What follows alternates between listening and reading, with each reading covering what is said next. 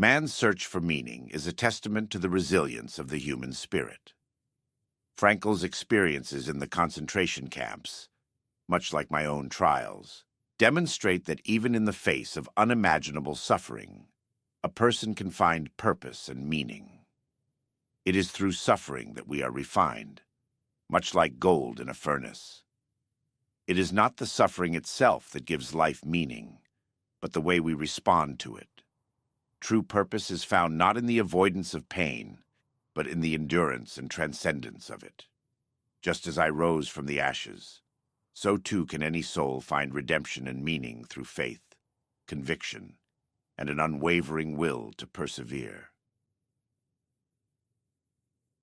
Man's Search for Meaning by Viktor E. Frankl. Part 1.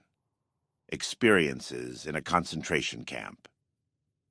This book does not claim to be an account of facts and events, but of personal experiences which millions of prisoners have suffered time and again. It is the inside story of a concentration camp, told by one of its survivors.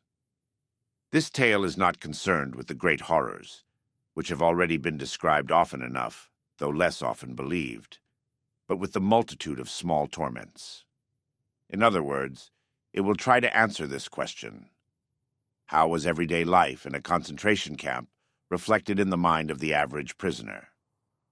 Most of the events described here did not take place in the large and famous camps, but in the small ones where most of the real extermination took place. This story is not about the suffering and death of great heroes and martyrs, nor is it about the prominent capos, prisoners who acted as trustees, having special privileges, or well-known prisoners. Thus, it is not so much concerned with the sufferings of the mighty, but with the sacrifices, the crucifixion, and the deaths of the great army of unknown and unrecorded victims. It was these common prisoners, who bore no distinguishing marks on their sleeves, whom the capos really despised. While these ordinary prisoners had little or nothing to eat, the capos were never hungry. In fact, many of the capos fared better in the camp than they had in their entire lives. Often they were harder on the prisoners than were the guards, and beat them more cruelly than the SS men did. These capos, of course, were chosen only from those prisoners whose characters promised to make them suitable for such procedures, and if they did not comply with what was expected of them, they were immediately demoted. They soon became much like the SS men and the camp wardens, and may be judged on a similar psychological basis. It is easy for the outsider to get the wrong conception of camp life, a conception mingled with sentiment and pity. Little does he know of the hard fight for existence which raged among the prisoners. This was an unrelenting struggle for daily bread and for life itself, for one's own sake, or for that of a good friend. Let us take the case of a transport which was officially announced to transfer a certain number of prisoners to another camp. But it was a fairly safe guess that its final destination would be the gas chambers. A selection of sick or feeble prisoners incapable of work would be sent to one of the big central camps, which were fitted with gas chambers and crematoriums. The selection process was the signal for a free fight among all the prisoners, or of group against group. All that mattered was that one's own name and that of one's friend were crossed off the list of victims, though everyone knew that for each man saved another victim had to be found. A definite number of prisoners had to go with each transport. It did not really matter which, since each of them was nothing but a number. On their admission to the camp, at least this was the method in Auschwitz, all their documents had been taken from them, together with their other possessions. Each prisoner, therefore, had had an opportunity to claim a fictitious name or profession, and for various reasons many did this. The authorities were interested only in the captives' numbers. These numbers were often tattooed on their skin, and also had to be sewn to a certain spot on the trousers, jacket, or coat. Any guard who wanted to make a charge against a prisoner just glanced at his number, and how he dreaded such glances. He never asked for his name. To return to the convoy about to depart. There was neither time nor desire to consider moral or ethical issues. Every man was controlled by one thought only: to keep himself alive for the family waiting for him at home, and to save his friends. With no hesitation, therefore, he would arrange for another prisoner, another number, to take his place in the transport. As I have already mentioned, the process of selecting capos was a negative one. Only the most brutal of the prisoners were chosen for this job, although there were some happy exceptions. But apart from the selection of capos, which was undertaken by the SS, there was a sort of self-selecting process going on the whole time among all of the prisoners. On the average, only those prisoners could keep alive who, after years of trekking from camp to camp, had lost all scruples in their fight for existence. They were prepared to use every means, honest and otherwise, even brutal force, theft, and betrayal of their friends, in order to save themselves. We who have come back, by the aid of many lucky chances or miracles, whatever one may choose to call them, we know. The best of us did not return. Many factual accounts about concentration camps are already on record. Here, facts will be significant only as far as they are part of a man's experiences. It is the exact nature of these experiences that the following essay will attempt to describe. For those who have been inmates in a camp, it will attempt to explain their experiences in the light of present-day knowledge. And for those who have never been inside, it may help them to comprehend, and above all to understand, the experiences of that only too small percentage of prisoners who survived, and who now find life very difficult. These former prisoners often say, "We dislike talking about our experiences."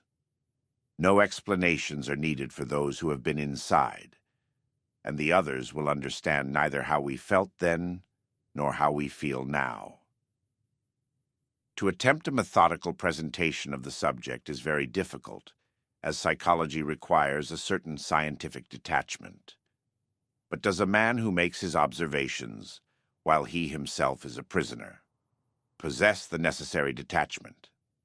Such detachment is granted to the outsider, but he is too far removed to make any statements of real value. Only the man inside knows. His judgments may not be objective. His evaluations may be out of proportion. This is inevitable. An attempt must be made to avoid any personal bias, and that is the real difficulty of a book of this kind. At times, it will be necessary to have the courage to tell of very intimate experiences. I had intended to write this book anonymously, using my prison number only. But when the manuscript was completed, I saw that as an anonymous publication it would lose half its value, and that I must have the courage to state my convictions openly. I therefore refrained from deleting any of the passages, in spite of an intense dislike of exhibitionism. I shall leave it to others to distill the contents of this book into dry theories. These might become a contribution to the psychology of prison life, which was investigated after the First World War, and which acquainted us with the syndrome of barbed wire sickness.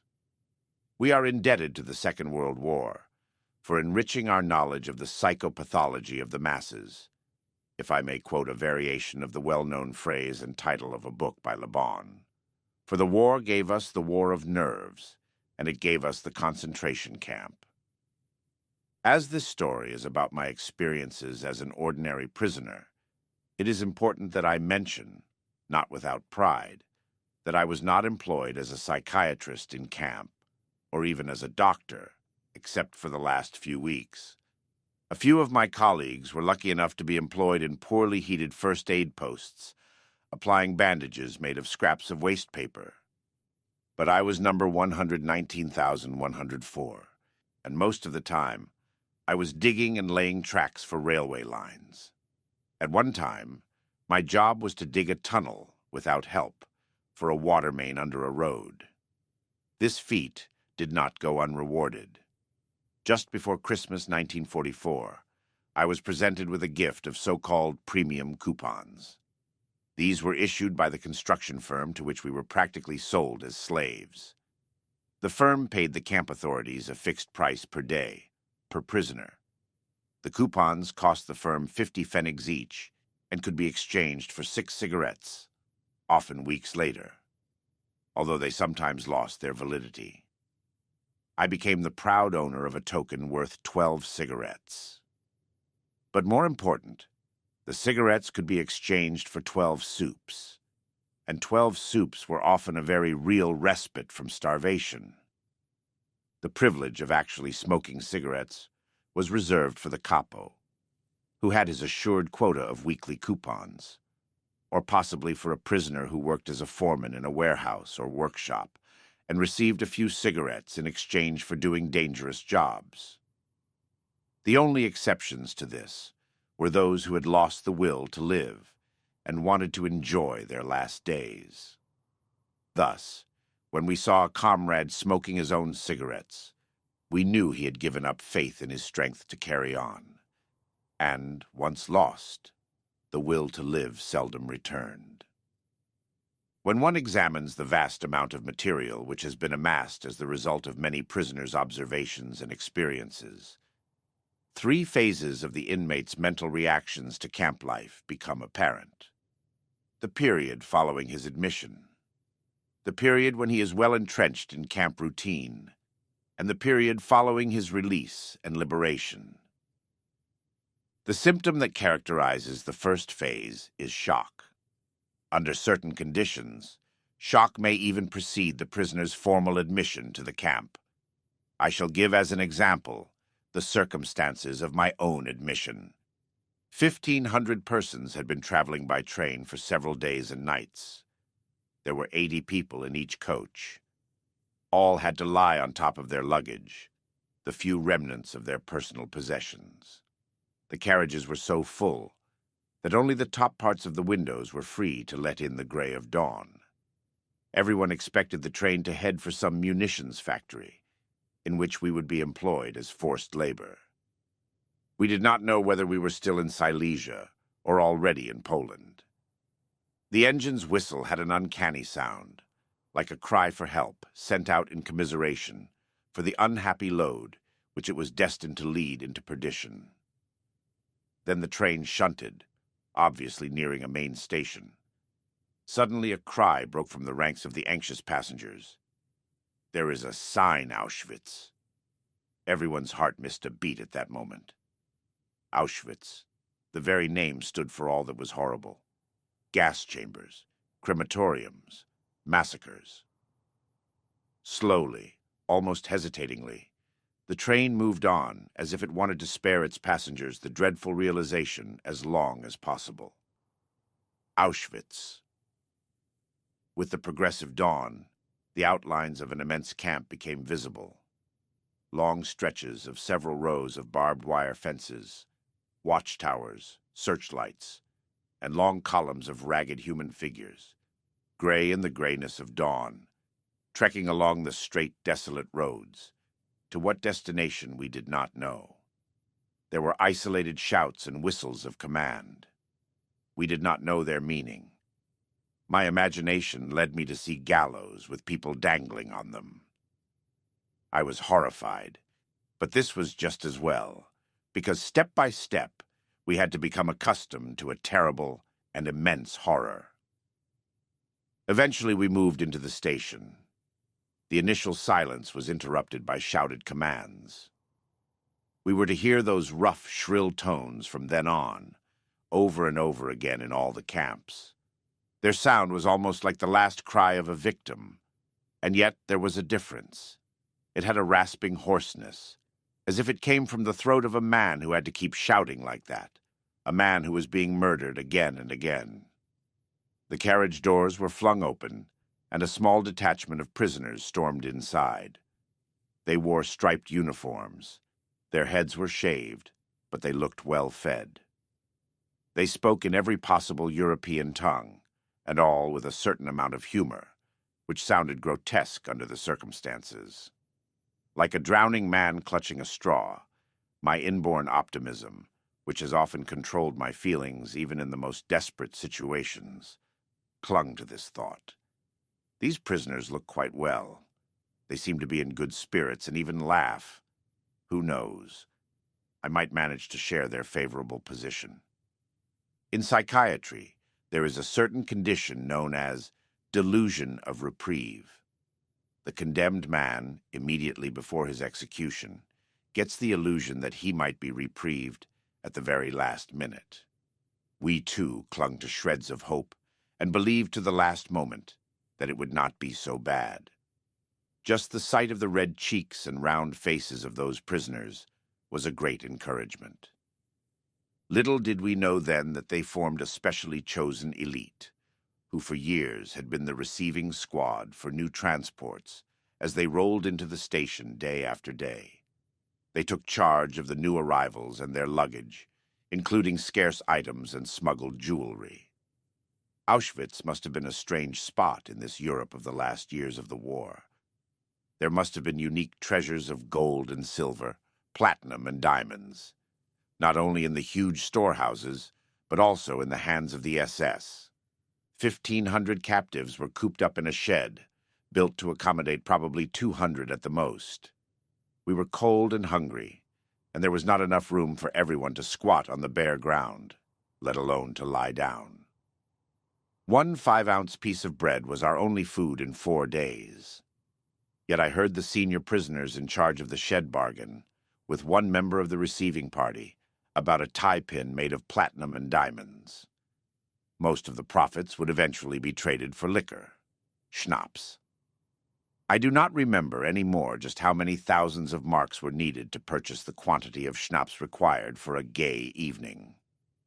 But I do know that those long-term prisoners needed schnapps. Under such conditions, who could blame them for trying to dope themselves? There was another group of prisoners who got liquor supplied in almost unlimited quantities by the SS. These were the men who were employed in the gas chambers and crematoriums, and who knew very well that one day they would be relieved by a new shift of men, and that they would have to leave their enforced role of executioner and become victims themselves. Nearly everyone in our transport lived under the illusion that he would be reprieved, that everything would yet be well. We did not realize the meaning behind the scene that was to follow presently. We were told to leave our luggage in the train and to fall into 2 lines, women on one side, men on the other, in order to file past a senior SS officer. Surprisingly enough, I had the courage to hide my haversack under my coat. My line filed past the officer, man by man. I realized that it would be dangerous if the officer spotted my bag. He would at least knock me down. I knew that from previous experience. Instinctively, I straightened on approaching the officer, so that he would not notice my heavy load. Then I was face to face with him. He was a tall man who looked slim and fit in his spotless uniform. What a contrast to us, who were untidy and grimy after our long journey.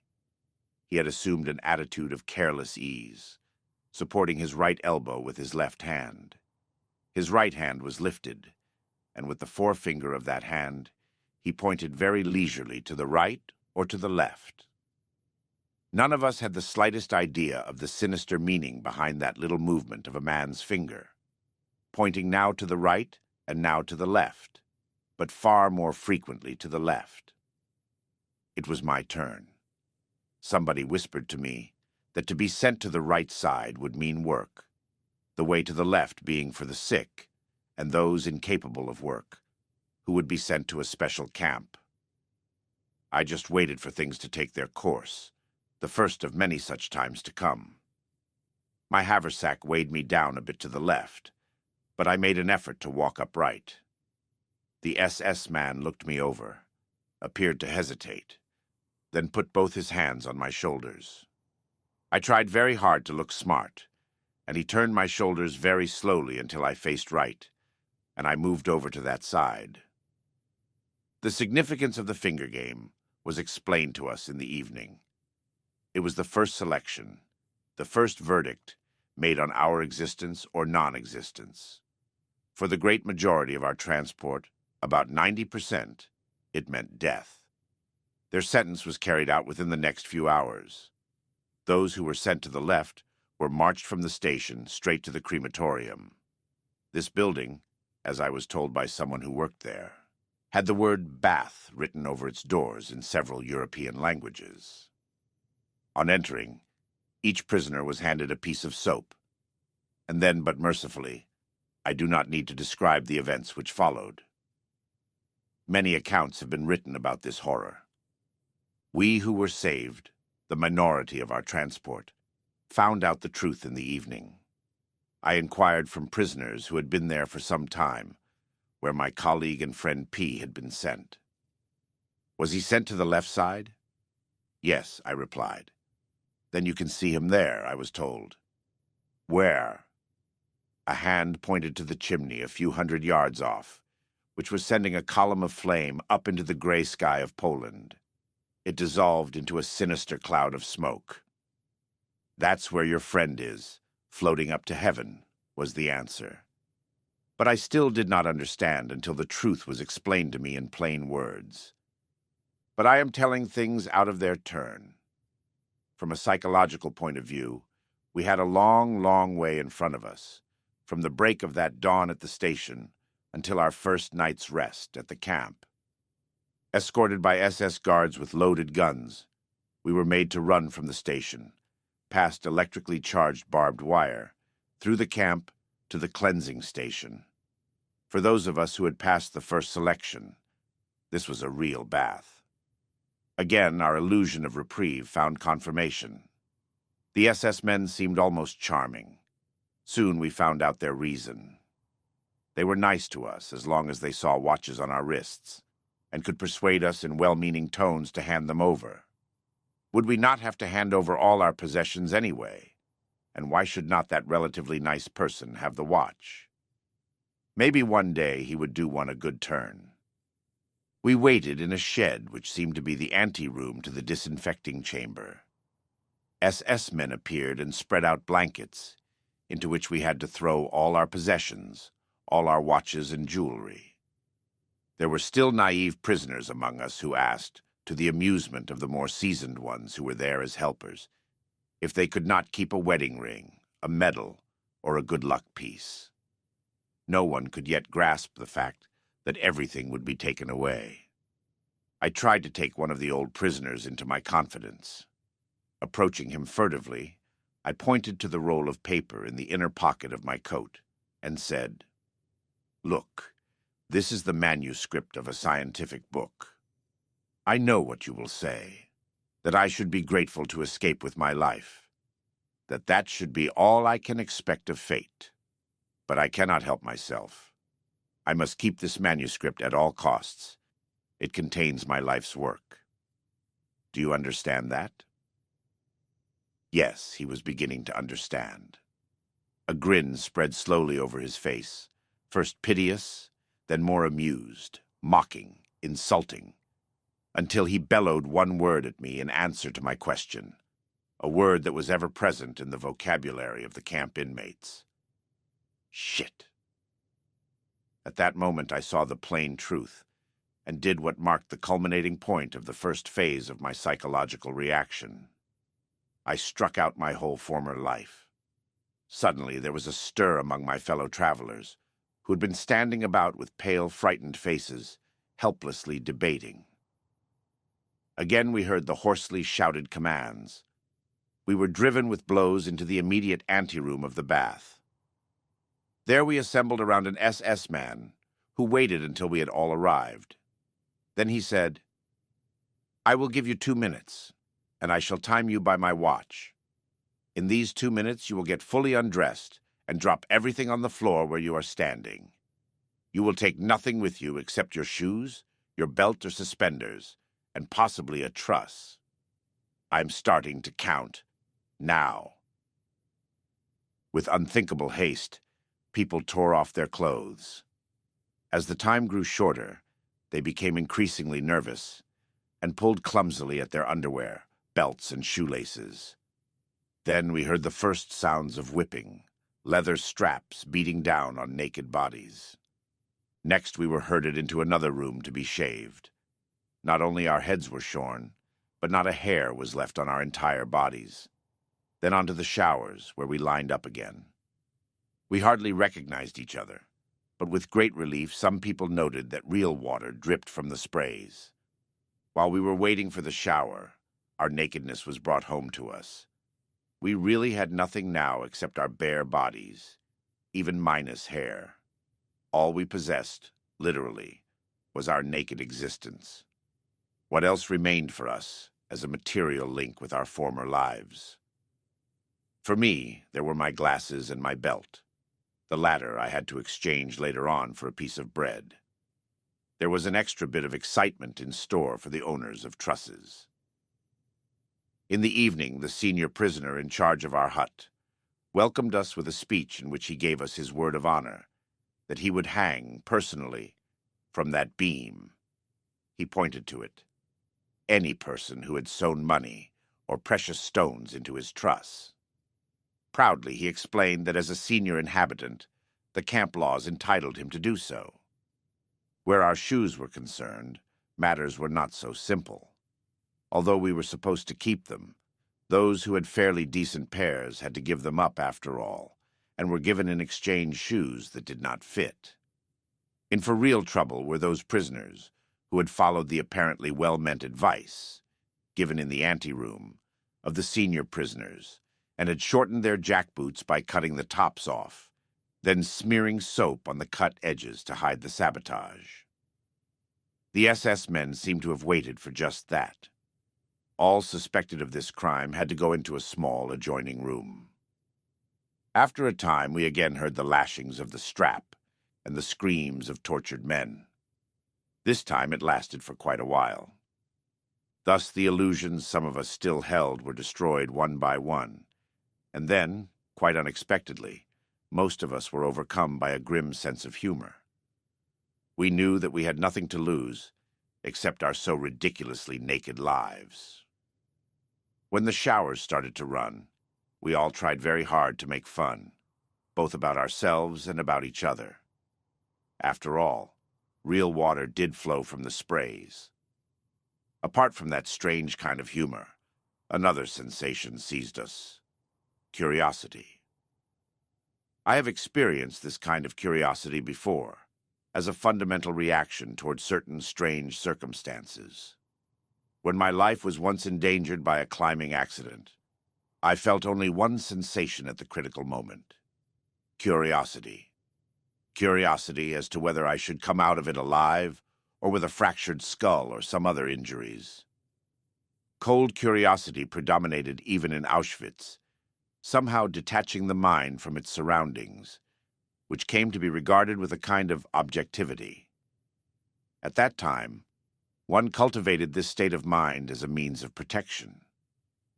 We were anxious to know what would happen next, and what would be the consequence, for example, of our standing in the open air, in the chill of late autumn, stark naked, and still wet from the showers.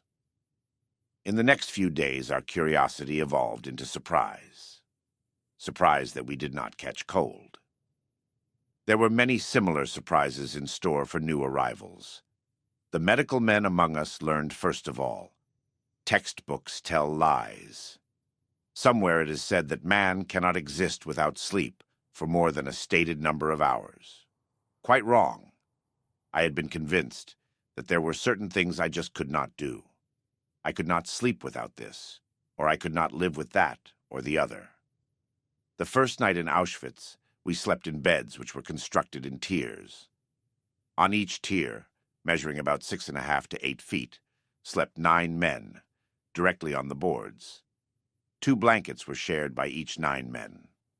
We could, of course, lie only on our sides, crowded and huddled against each other, which had some advantages because of the bitter cold. Though it was forbidden to take shoes up to the bunks, some people did use them secretly as pillows, in spite of the fact that they were caked with mud. Otherwise, one's head had to rest on the crook of an almost dislocated arm. And yet sleep came, and brought oblivion and relief from pain for a few hours. I would like to mention a few similar surprises on how much we could endure. We were unable to clean our teeth, and yet, in spite of that, and a severe vitamin deficiency, we had healthier gums than ever before. We had to wear the same shirts for half a year, until they had lost all appearance of being shirts. For days, we were unable to wash, even partially, because of frozen water pipes. And yet the sores and abrasions on hands, which were dirty from work in the soil, did not suppurate, that is, unless there was frostbite. Or, for instance, a light sleeper, who used to be disturbed by the slightest noise in the next room, now found himself lying pressed against a comrade, who snored loudly a few inches from his ear, and yet slept quite soundly through the noise. If someone now asked of us the truth of Dostoevsky's statement that flatly defines man as a being who can get used to anything, we would reply, yes, a man can get used to anything, but do not ask us how. But our psychological investigations have not taken us that far yet. Neither had we prisoners reached that point. We were still in the first phase of our psychological reactions. The thought of suicide was entertained by nearly everyone, if only for a brief time. It was born of the hopelessness of the situation, the constant danger of death, looming over us daily and hourly, and the closeness of the deaths suffered by many of the others. From personal convictions, which will be mentioned later, I made myself a firm promise, on my first evening in camp, that I would not run into the wire. This was a phrase used in camp to describe the most popular method of suicide, touching the electrically charged barbed wire fence. It was not entirely difficult for me to make this decision. There was little point in committing suicide, since for the average inmate, life expectation, calculating objectively, and counting all likely chances, was very poor. He could not with any assurance expect to be among the small percentage of men who survived all the selections. The prisoner of Auschwitz, in the first phase of shock, did not fear death. Even the gas chambers lost their horrors for him after the first few days. After all, they spared him the act of committing suicide. Friends whom I have met later have told me that I was not one of those whom the shock of admission greatly depressed. I only smiled, and quite sincerely, when the following episode occurred, the morning after our first night in Auschwitz. In spite of strict orders not to leave our blocks, a colleague of mine, who had arrived in Auschwitz several weeks previously, smuggled himself into our hut. He wanted to calm and comfort us, and tell us a few things. He had become so thin that at first we did not recognize him. With a show of good humor and a devil-may-care attitude, he gave us a few hurried tips. Don't be afraid. Don't fear the selections. Dr. M., the SS medical chief, has a soft spot for doctors. This was wrong. My friend's kindly words were misleading.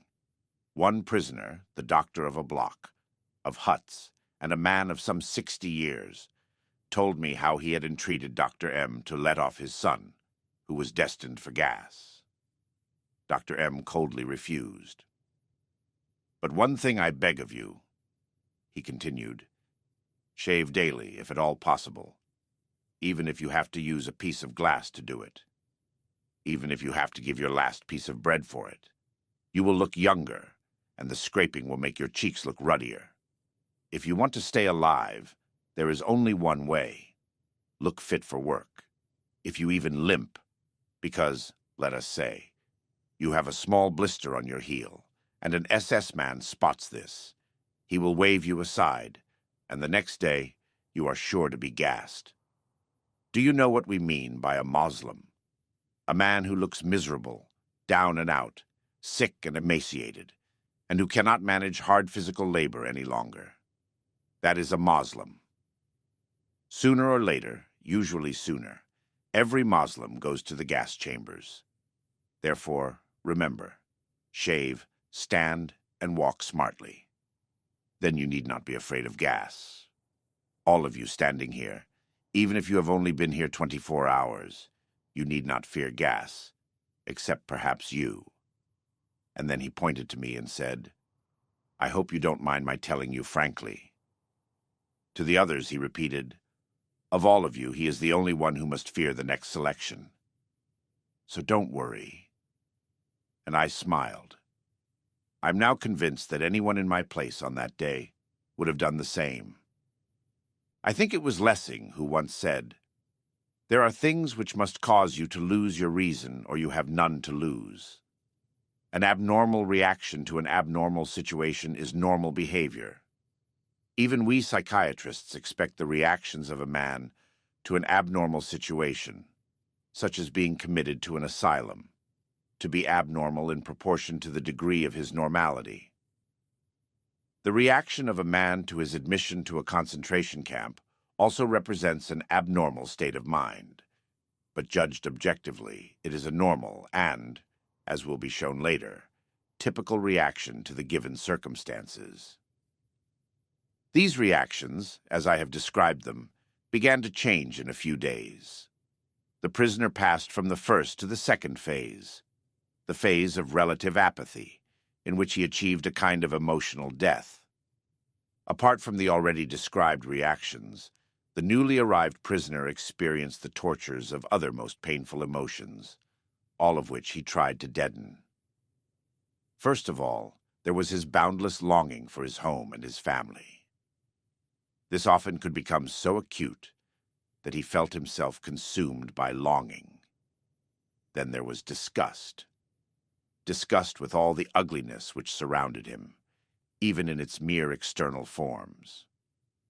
Most of the prisoners were given a uniform of rags, which would have made a scarecrow elegant by comparison. Between the huts in the camp lay pure filth, and the more one worked to clear it away, the more one had to come in contact with it. It was a favorite practice to detail a new arrival to a work group whose job was to clean the latrines and remove the sewage. If, as usually happened, some of the excrement splashed into his face during its transport over bumpy fields, any sign of disgust by the prisoner or any attempt to wipe off the filth would only be punished with a blow from a capo. And thus, the mortification of normal reactions was hastened. At first, the prisoner looked away if he saw the punishment parades of another group. He could not bear to see fellow prisoners march up and down for hours in the mire, their movements directed by blows. Days or weeks later, things changed. Early in the morning, when it was still dark, the prisoner stood in front of the gate with his detachment, ready to march. He heard a scream and saw how a comrade was knocked down, pulled to his feet again, and knocked down once more. And why? He was feverish, but had reported to sickbay at an improper time. He was being punished for this irregular attempt to be relieved of his duties. But the prisoner, who had passed into the second stage of his psychological reactions, did not avert his eyes anymore. By then his feelings were blunted, and he watched unmoved. Another example. He found himself waiting at sickbay, hoping to be granted 2 days of light work inside the camp because of injuries, or perhaps edema or fever. He stood unmoved while a 12-year-old boy was carried in, who had been forced to stand at attention for hours in the snow, or to work outside with bare feet, because there were no shoes for him in the camp. His toes had become frostbitten, and the doctor on duty picked off the black gangrenous stumps with tweezers, one by one. Disgust, horror, and pity are emotions that our spectator could not really feel anymore. The sufferers, the dying, and the dead became such commonplace sights to him after a few weeks of camp life that they could not move him anymore. I spent some time in a hut for typhus patients who ran very high temperatures and were often delirious, many of them moribund. After one of them had just died, I watched without any emotional upset the scene that followed, which was repeated over and over again with each death. One by one, the prisoners approached the still warm body. One grabbed the remains of a messy meal of potatoes. Another decided that the corpse's wooden shoes were an improvement on his own, and exchanged them. A third man did the same with the dead man's coat, and another was glad to be able to secure some, just imagine, genuine string. All this I watched with unconcern.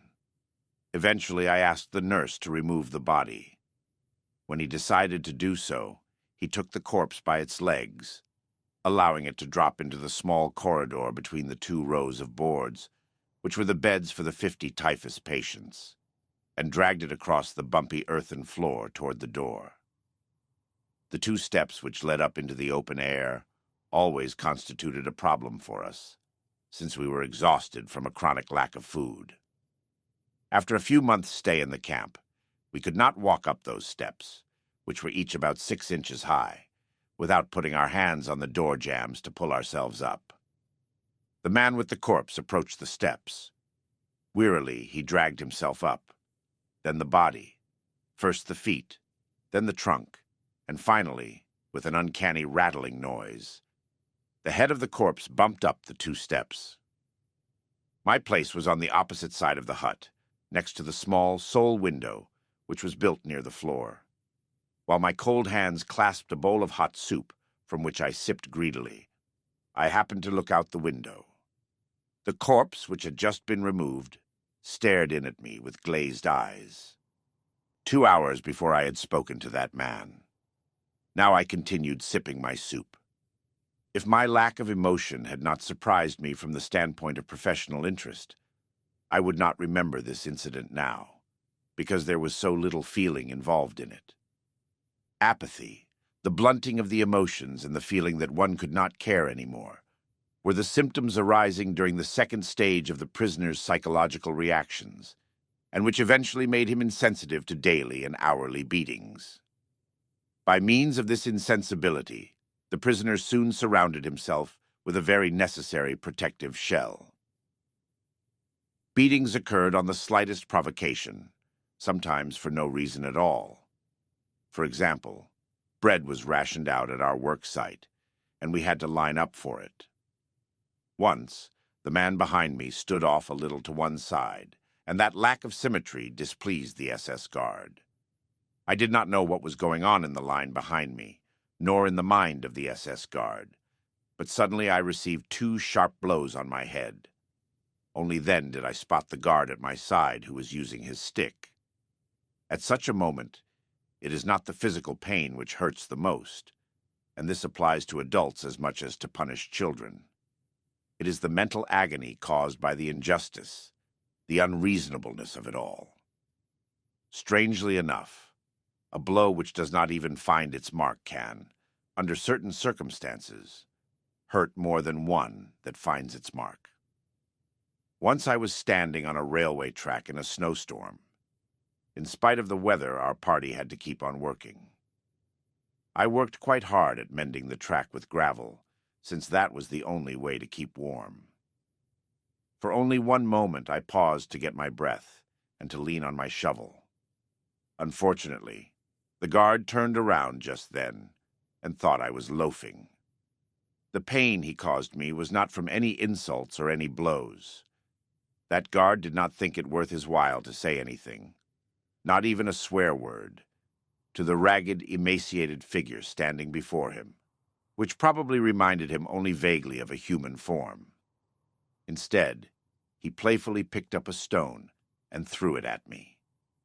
That, to me, seemed the way to attract the attention of a beast, to call a domestic animal back to its job, a creature with which you have so little in common that you do not even punish it. The most painful part of beatings is the insult which they imply. At one time, we had to carry some long, heavy girders over icy tracks. If one man slipped, he endangered not only himself, but all the others who carried the same girder. An old friend of mine had a congenitally dislocated hip. He was glad to be capable of working in spite of it, since the physically disabled were almost certainly sent to death when a selection took place.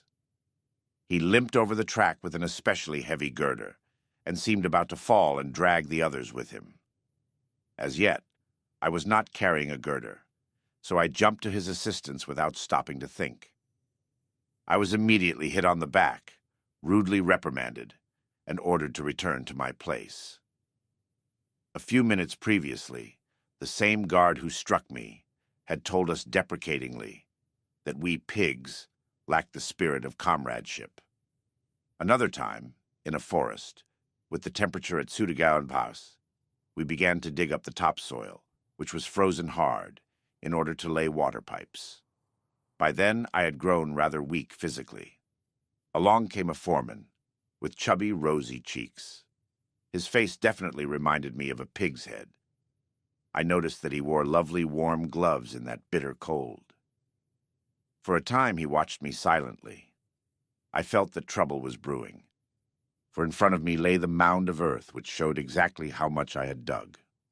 Then he began. "You pig, I've been watching you the whole time. I'll teach you to work, yet. Wait till you dig dirt with your teeth. You'll die like an animal. In 2 days I'll finish you off. You've never done a stroke of work in your life. What were you, swine? A businessman?" I was past caring. But I had to take his threat of killing me seriously. So I straightened up and looked him directly in the eye. I was a doctor, a specialist. "What? A doctor? I bet you got a lot of money out of people." As it happens, I did most of my work for no money at all, in clinics for the poor.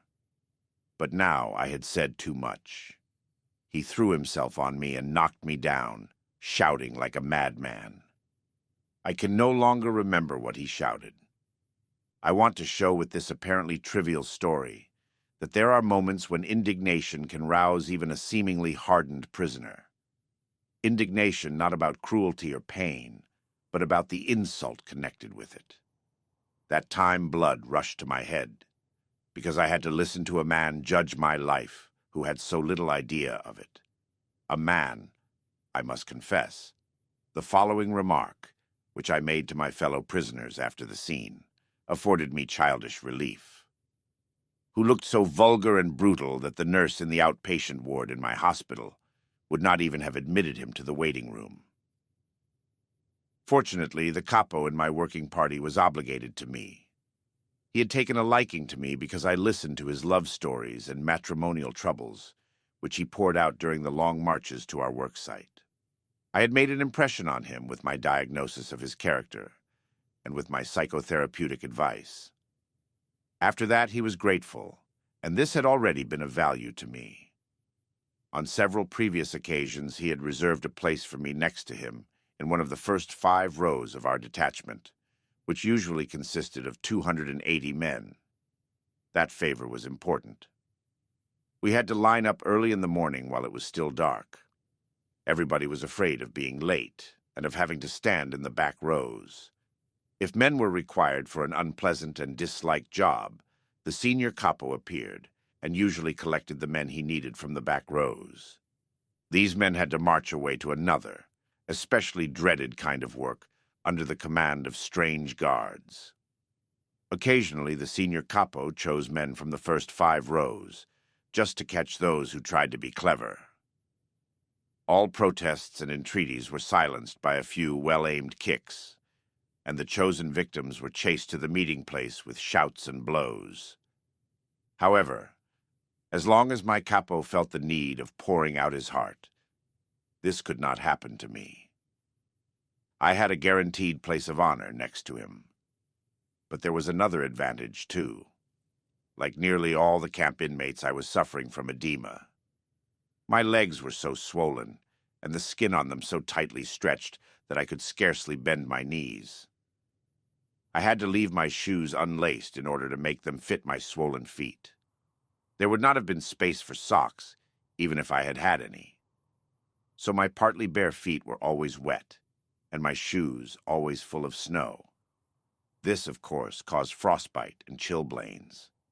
Every single step became real torture. Clumps of ice formed on our shoes during our marches over snow-covered fields. Over and again men slipped, and those following behind stumbled on top of them. Then the column would stop for a moment, but not for long.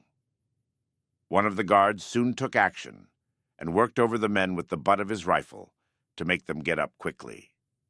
The more to the front of the column you were, the less often you were disturbed by having to stop and then to make up for lost time by running on your painful feet. I was very happy to be the personally appointed physician to His Honor the Capo, and to march in the first row at an even pace.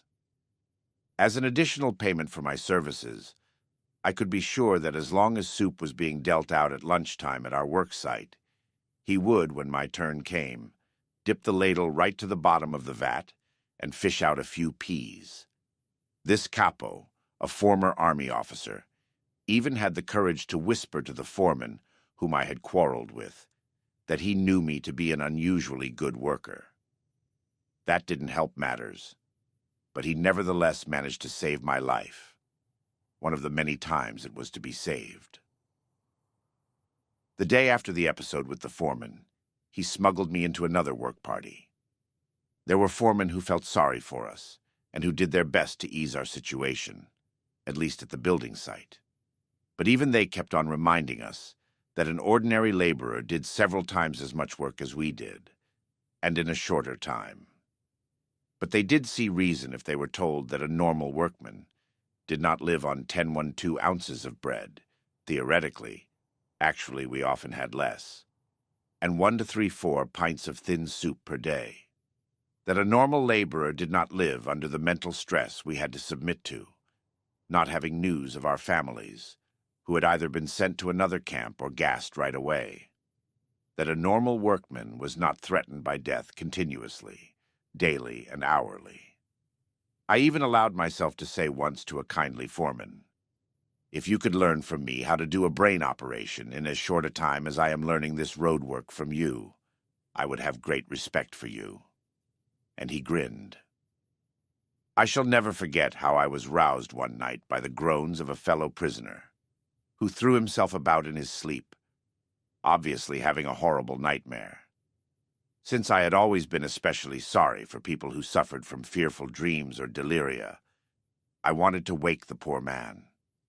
Suddenly I drew back the hand which was ready to shake him, frightened at the thing I was about to do. At that moment, I became intensely conscious of the fact that no dream, no matter how horrible, could be as bad as the reality of the camp which surrounded us, and to which I was about to recall him. Apathy, the main symptom of the second phase, was a necessary mechanism of self-defense. Reality dimmed, and all efforts and all emotions were cantered on one task: preserving one's own life and that of the other fellow. It was typical to hear the prisoners, while they were being herded back to camp from their work sites in the evening, sigh with relief and say, "Well, another day is over." It can be readily understood that such a state of strain, coupled with the constant necessity of concentrating on the task of staying alive, forced the prisoner's inner life down to a primitive level. Several of my colleagues in camp who were trained in psychoanalysis often spoke of a regression in the camp inmate, a retreat to a more primitive form of mental life. His wishes and desires became obvious in his dreams. What did the prisoner dream about most frequently? Of bread, cake, cigarettes, and nice warm baths. The lack of having these simple desires satisfied led him to seek wish fulfillment in dreams. Whether these dreams did any good is another matter. The dreamer had to wake from them to the reality of camp life, and to the terrible contrast between that and his dream illusions. Because of the high degree of undernourishment which the prisoners suffered, it was natural that the desire for food was the major primitive instinct around which mental life cantered. Let us observe the majority of prisoners when they happened to work near each other, and were, for once, not closely watched. They would immediately start discussing food. One fellow would ask another, working next to him in the ditch, what his favorite dishes were. Then they would exchange recipes and plan the menu for the day when they would have a reunion. The day in a distant future when they would be liberated and returned home. They would go on, picturing it all in detail, until suddenly a warning was passed down the trench, usually in the form of a special password or number. The guard is coming. I always regarded the discussions about food as dangerous. Is it not wrong to provoke the organism with such detailed and effective pictures of delicacies when it has somehow managed to adapt itself to extremely small rations and low calories? Though it may afford momentary psychological relief, it is an illusion which physiologically, surely, must not be without danger. During the later part of our imprisonment, the daily ration consisted of very watery soup, given out once daily, and the usual small bread ration. In addition to that, there was the so-called extra allowance, consisting of 3/4 of an ounce of margarine, or of a slice of poor-quality sausage, or of a little piece of cheese, or a bit of synthetic honey, or a spoonful of watery jam, varying daily. In calories, this diet was absolutely inadequate, especially taking into consideration our heavy manual work and our constant exposure to the cold in inadequate clothing. The sick who were under special care, that is, those who were allowed to lie in the huts instead of leaving the camp for work, were even worse off. When the last layers of subcutaneous fat had vanished, and we looked like skeletons disguised with skin and rags, we could watch our bodies beginning to devour themselves. The organism digested its own protein, and the muscles disappeared. Then the body had no powers of resistance left. One after another, the members of the little community in our hut died. Each of us could calculate with fair accuracy whose turn would be next, and when his own would come. After many observations, we knew the symptoms well, which made the correctness of our prognoses quite certain. He won't last long, or this is the next one, we whispered to each other. And when, during our daily search for lice, we saw our own naked bodies in the evening, we thought alike. This body here, my body, is really a corpse already. What has become of me? I am but a small portion of a great mass of human flesh, of a mass behind barbed wire, crowded into a few earthen huts, a mass of which daily a certain portion begins to rot because it has become lifeless. I mentioned above how unavoidable were the thoughts about food and favorite dishes, which forced themselves into the consciousness of the prisoner whenever he had a moment to spare. Perhaps it can be understood, then, that even the strongest of us was longing for the time when he would have fairly good food again, not for the sake of good food itself, but for the sake of knowing that the subhuman existence, which had made us unable to think of anything other than food, would at last cease. Those who have not gone through a similar experience can hardly conceive of the soul-destroying mental conflict and clashes of willpower which a famished man experiences.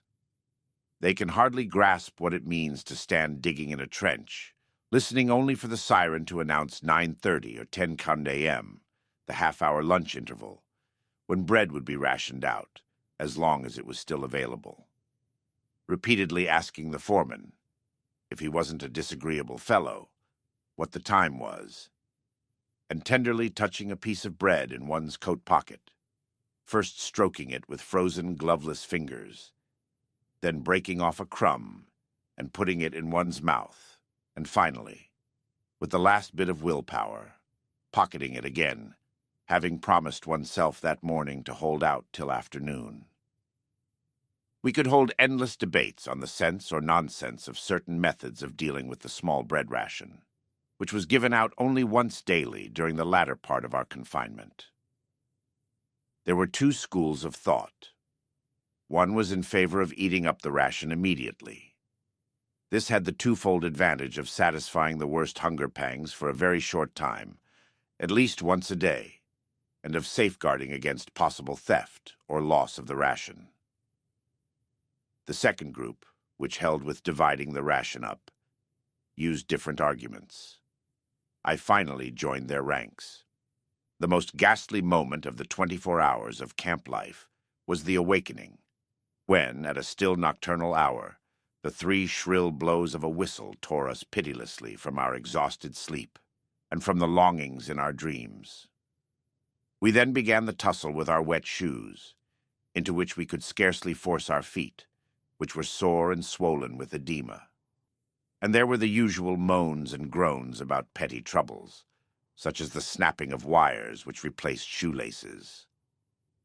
One morning I heard someone, whom I knew to be brave and dignified, cry like a child because he finally had to go to the snowy marching grounds in his bare feet, as his shoes were too shrunken for him to wear. In those ghastly minutes, I found a little bit of comfort, a small piece of bread which I drew out of my pocket and munched with absorbed delight. Undernourishment, besides being the cause of the general preoccupation with food, probably also explains the fact that the sexual urge was generally absent. Apart from the initial effects of shock, this appears to be the only explanation of a phenomenon which a psychologist was bound to observe in those all-male camps. That, as opposed to all other strictly male establishments, such as army barracks, there was little sexual perversion. Even in his dreams, the prisoner did not seem to concern himself with sex, although his frustrated emotions and his finer, higher feelings did find definite expression in them. With the majority of the prisoners, the primitive life and the effort of having to concentrate on just saving one's skin led to a total disregard of anything not serving that purpose, and explained the prisoners' complete lack of sentiment. This was brought home to me on my transfer from Auschwitz to a camp affiliated with Dachau. The train which carried us, about 2,000 prisoners, passed through Vienna. At about midnight, we passed one of the Viennese railway stations. The track was going to lead us past the street where I was born, past the house where I had lived many years of my life, in fact, until I was taken prisoner. There were 50 of us in the prison car, which had 2 small barred peepholes. There was only enough room for one group to squat on the floor, while the others, who had to stand up for hours, crowded round the peepholes. Standing on tiptoe and looking past the others' heads through the bars of the window, I caught an eerie glimpse of my native town. We all felt more dead than alive, since we thought that our transport was heading for the camp at Mauthausen, and that we had only 1 or 2 weeks to live. I had a distinct feeling that I saw the streets, the squares, and the houses of my childhood, with the eyes of a dead man who had come back from another world and was looking down on a ghostly city. After hours of delay, the train left the station, and there was the street, my street. The young lads who had a number of years of camp life behind them, and for whom such a journey was a great event, stared attentively through the peephole. I began to beg them, to entreat them, to let me stand in front for one moment only. I tried to explain how much a look through that window meant to me just then. My request was refused with rudeness and cynicism. You lived here all those years? Well, then you have seen quite enough already. In general, there was also a cultural hibernation in the camp. There were 2 exceptions to this: politics and religion. Politics were talked about everywhere in camp, almost continuously. The discussions were based chiefly on rumors, which were snapped up and passed around avidly. The rumors about the military situation were usually contradictory. They followed one another rapidly, and succeeded only in making a contribution to the war of nerves that was waged in the minds of all the prisoners. Many times, hopes for a speedy end to the war, which had been fanned by optimistic rumors, were disappointed. Some men lost all hope, but it was the incorrigible optimists who were the most irritating companions. The religious interest of the prisoners, as far and as soon as it developed, was the most sincere imaginable. The depth and vigor of religious belief often surprised and moved a new arrival. Most impressive in this connection were improvised prayers or services in the corner of a hut, or in the darkness of the locked cattle truck in which we were brought back from a distant work site, tired, hungry, and frozen in our ragged clothing. In the winter and spring of 1945, there was an outbreak of typhus, which infected nearly all the prisoners. The mortality was great among the weak, who had to keep on with their hard work as long as they possibly could. The quarters for the sick were most inadequate. There were practically no medicines or attendants. Some of the symptoms of the disease were extremely disagreeable. An irrepressible aversion to even a scrap of food, which was an additional danger to life, and terrible attacks of delirium. The worst case of delirium was suffered by a friend of mine, who thought that he was dying and wanted to pray. In his delirium, he could not find the words to do so. To avoid these attacks of delirium, I tried, as did many of the others, to keep awake for most of the night. For hours I composed speeches in my mind. Eventually I began to reconstruct the manuscript which I had lost in the disinfection chamber of Auschwitz, and scribbled the key words in shorthand on tiny scraps of paper. Occasionally a scientific debate developed in camp. Once I witnessed something I had never seen, even in my normal life. Although it lay somewhat near my own professional interests, a spiritualistic seance. I had been invited to attend by the camp's chief doctor, also a prisoner, who knew that I was a specialist in psychiatry. The meeting took place in his small private room in the sick quarters. A small circle had gathered, among them, quite illegally, the warrant officer from the sanitation squad. One man began to invoke the spirits with a kind of prayer. The camp's clerk sat in front of a blank sheet of paper, without any conscious intention of writing. During the next 10 minutes, after which time the seance was terminated because of the medium's failure to conjure the spirits to appear, his pencil slowly drew lines across the paper, forming quite legibly VAEV. It was asserted that the clerk had never learned Latin, and that he had never before heard the words Vae Victis, woe to the vanquished. In my opinion, he must have heard them once in his life, without recollecting them, and they must have been available to the spirit of his subconscious mind, at that time, a few months before our liberation and the end of the war. In spite of all the enforced physical and mental primitiveness of the life in a concentration camp, it was possible for spiritual life to deepen. Sensitive people who were used to a rich intellectual life may have suffered much pain. They were often of a delicate constitution. But the damage to their inner selves was less.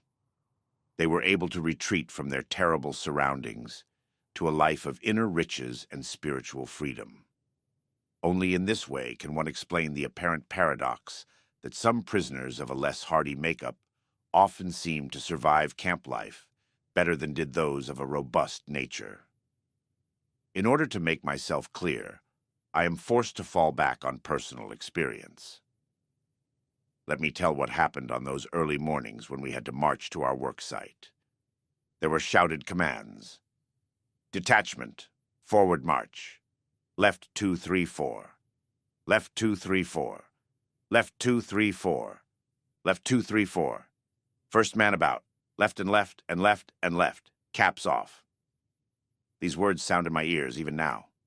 At the order, caps off, we passed the gate of the camp, and searchlights were trained upon us. Whoever did not march smartly got a kick. And worse off was the man who, because of the cold, had pulled his cap back over his ears before permission was given. We stumbled on in the darkness, over big stones and through large puddles, along the one road leading from the camp. The accompanying guards kept shouting at us and driving us with the butts of their rifles. Anyone with very sore feet supported himself on his neighbor's arm. Hardly a word was spoken. The icy wind did not encourage talk. Hiding his mouth behind his upturned collar, the man marching next to me whispered suddenly, "If our wives could see us now. I do hope they are better off in their camps and don't know what is happening to us." That brought thoughts of my own wife to mind, and as we stumbled on for miles, slipping on icy spots, supporting each other time and again, dragging one another up and onward, nothing was said. But we both knew. Each of us was thinking of his wife. Occasionally, I looked at the sky, where the stars were fading, and the pink light of the morning was beginning to spread behind a dark bank of clouds. But my mind clung to my wife's image, imagining it with an uncanny acuteness. I heard her answering me, saw her smile, her frank and encouraging look. Real or not, her look was then more luminous than the sun which was beginning to rise. A thought transfixed me. For the first time in my life, I saw the truth as it is set into song by so many poets, proclaimed as the final wisdom by so many thinkers.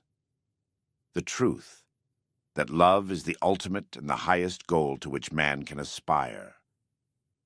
Then I grasped the meaning of the greatest secret that human poetry and human thought and belief have to impart. The salvation of man is through love and in love. I understood how a man who has nothing left in this world still may know bliss, be it only for a brief moment, in the contemplation of his beloved. In a position of utter desolation, when man cannot express himself in positive action, when his only achievement may consist in enduring his sufferings in the right way, an honorable way. In such a position, man can, through loving contemplation of the image he carries of his beloved, achieve fulfillment.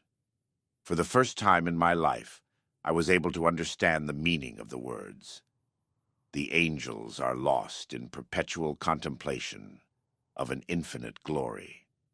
In front of me, a man stumbled, and those following him fell on top of him. The guard rushed over and used his whip on them all. Thus my thoughts were interrupted for a few minutes. But soon my soul found its way back from the prisoner's existence to another world, and I resumed talk with my loved one. I asked her questions, and she answered. She questioned me in return, and I answered. Stop! We had arrived at our work site. Everybody rushed into the dark hut in the hope of getting a fairly decent tool. Each prisoner got a spade or a pickaxe. Can't you hurry up, you pigs? Soon we had resumed the previous day's positions in the ditch.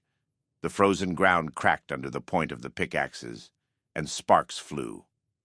The men were silent, their brains numb. My mind still clung to the image of my wife. A thought crossed my mind. I didn't even know if she were still alive. I knew only one thing, which I have learned well by now. Love goes very far beyond the physical person of the beloved. It finds its deepest meaning in his spiritual being, his inner self. Whether or not he is actually present, whether or not he is still alive at all, ceases somehow to be of importance. I did not know whether my wife was alive, and I had no means of finding out. During all my prison life, there was no outgoing or incoming mail. But at that moment, it ceased to matter. There was no need for me to know. Nothing could touch the strength of my love, my thoughts, and the image of my beloved. Had I known then that my wife was dead, I think that I would still have given myself, undisturbed by that knowledge, to the contemplation of her image, and that my mental conversation with her would have been just as vivid and just as satisfying. Set me like a seal upon thy heart. Love is as strong as death. This intensification of inner life helped the prisoner find a refuge from the emptiness, desolation, and spiritual poverty of his existence by letting him escape into the past. When given free rein, his imagination played with past events, often not important ones, but minor happenings and trifling things.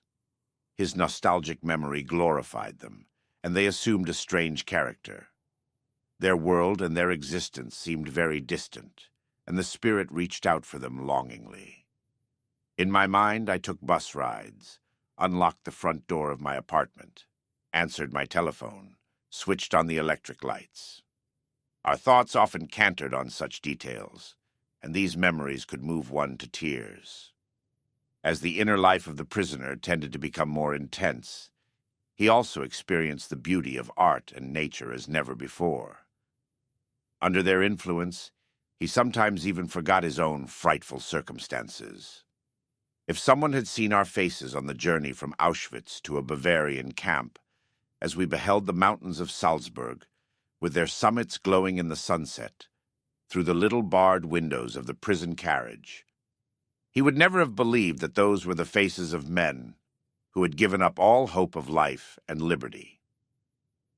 Despite that factor, or maybe because of it, we were carried away by nature's beauty, which we had missed for so long. In Camp 2, a man might draw the attention of a comrade working next to him to a nice view of the setting sun, shining through the tall trees of the Bavarian woods, as in the famous watercolor by Dürer, the same woods in which we had built an enormous hidden munitions plant. One evening, when we were already resting on the floor of our hut, dead tired, soup bowls in hand, a fellow prisoner rushed in and asked us to run out to the assembly grounds and see the wonderful sunset. Standing outside, we saw sinister clouds glowing in the west, and the whole sky alive with clouds of ever-changing shapes and colors, from steel blue to blood red. The desolate gray mud huts provided a sharp contrast, while the puddles on the muddy ground reflected the glowing sky. Then, after minutes of moving silence, one prisoner said to another, "How beautiful the world could be." Another time we were at work in a trench. The dawn was gray around us. Gray was the sky above. Gray the snow in the pale light of dawn. Gray the rags in which my fellow prisoners were clad, and gray their faces. I was again conversing silently with my wife, or perhaps I was struggling to find the reason for my sufferings, my slow dying. In a last violent protest against the hopelessness of imminent death, I sensed my spirit piercing through the enveloping gloom. I felt it transcend that hopeless, meaningless world, and from somewhere I heard a victorious yes in answer to my question of the existence of an ultimate purpose. At that moment a light was lit in a distant farmhouse, which stood on the horizon as if painted there, in the midst of the miserable gray of a dawning morning in Bavaria. Et lux in tenebris lucet, and the light shineth in the darkness. For hours I stood hacking at the icy ground. The guard passed by, insulting me, and once again communed with my beloved. More and more I felt that she was present, that she was with me. I had the feeling that I was able to touch her, able to stretch out my hand and grasp hers. The feeling was very strong. She was there. Then, at that very moment, a bird flew down silently and perched just in front of me, on the heap of soil which I had dug up from the ditch, and looked steadily at me. Earlier, I mentioned art. Is there such a thing in a concentration camp? It rather depends on what one chooses to call art. A kind of cabaret was improvised from time to time. A hut was cleared temporarily. A few wooden benches were pushed or nailed together, and a program was drawn up. In the evening, those who had fairly good positions in camp, the capos and the workers who did not have to leave camp on distant marches, assembled there. They came to have a few laughs, or perhaps to cry a little. Anyway, to forget. There were songs, poems, jokes, some with underlying satire regarding the camp. All were meant to help us forget, and they did help. The gatherings were so effective that a few ordinary prisoners went to see the cabaret in spite of their fatigue, even though they missed their daily portion of food by going. During the half-hour lunch interval when soup, which the contractors paid for, and for which they did not spend much, was ladled out at our work site, we were allowed to assemble in an unfinished engine room. On entering, everyone got a ladleful of the watery soup.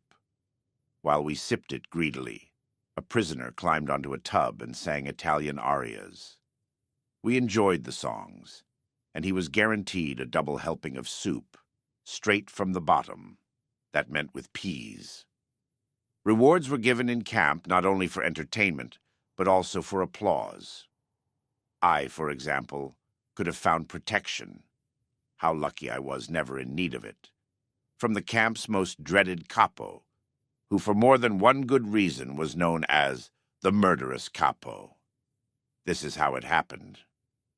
One evening I had the great honor of being invited again to the room where the spiritualistic séance had taken place. There were gathered the same intimate friends of the chief doctor, and most illegally, the warrant officer from the sanitation squad was again present. The murderous capo entered the room by chance, and he was asked to recite one of his poems, which had become famous or infamous in camp. He did not need to be asked twice, and quickly produced a kind of diary from which he began to read samples of his art. I bit my lips till they hurt, in order to keep from laughing at one of his love poems, and very likely that saved my life. Since I was also generous with my applause, my life might have been saved, even had I been detailed to his working party, to which I had previously been assigned for one day. A day that was quite enough for me. It was useful, anyway, to be known to the murderous capo from a favorable angle, so I applauded as hard as I could. Generally speaking, of course, any pursuit of art in camp was somewhat grotesque. I would say that the real impression made by anything connected with art arose only from the ghost-like contrast between the performance and the background of desolate camp life. I shall never forget how I awoke from the deep sleep of exhaustion on my second night in Auschwitz, roused by music. The senior warden of the hut had some kind of celebration in his room, which was near the entrance of the hut. Tipsy voices bawled some hackneyed tunes. Suddenly there was a silence, and into the night a violin sang a desperately sad tango, an unusual tune not spoiled by frequent playing. The violin wept, and a part of me wept with it. For on that same day someone had a 24th birthday. That someone lay in another part of the Auschwitz camp, possibly only a few hundred or 1,000 yards away, and yet completely out of reach. That someone was my wife. To discover that there was any semblance of art in a concentration camp must be surprise enough for an outsider, but he may be even more astonished to hear that one could find a sense of humor there as well. Of course, only the faint trace of one, and then only for a few seconds or minutes. Humor was another of the soul's weapons in the fight for self-preservation. It is well known that humor, more than anything else in the human makeup, can afford an aloofness and an ability to rise above any situation, even if only for a few seconds. I practically trained a friend of mine who worked next to me on the building site to develop a sense of humor. I suggested to him that we would promise each other to invent at least one amusing story daily, about some incident that could happen one day after our liberation. He was a surgeon, and had been an assistant on the staff of a large hospital. So I once tried to get him to smile by describing to him how he would be unable to lose the habits of camp life when he returned to his former work. On the building site, especially when the supervisor made his tour of inspection, the foreman encouraged us to work faster by shouting, "Action, action." I told my friend, "One day you will be back in the operating room, performing a big abdominal operation." Suddenly an orderly will rush in, announcing the arrival of the senior surgeon by shouting, "Action, action."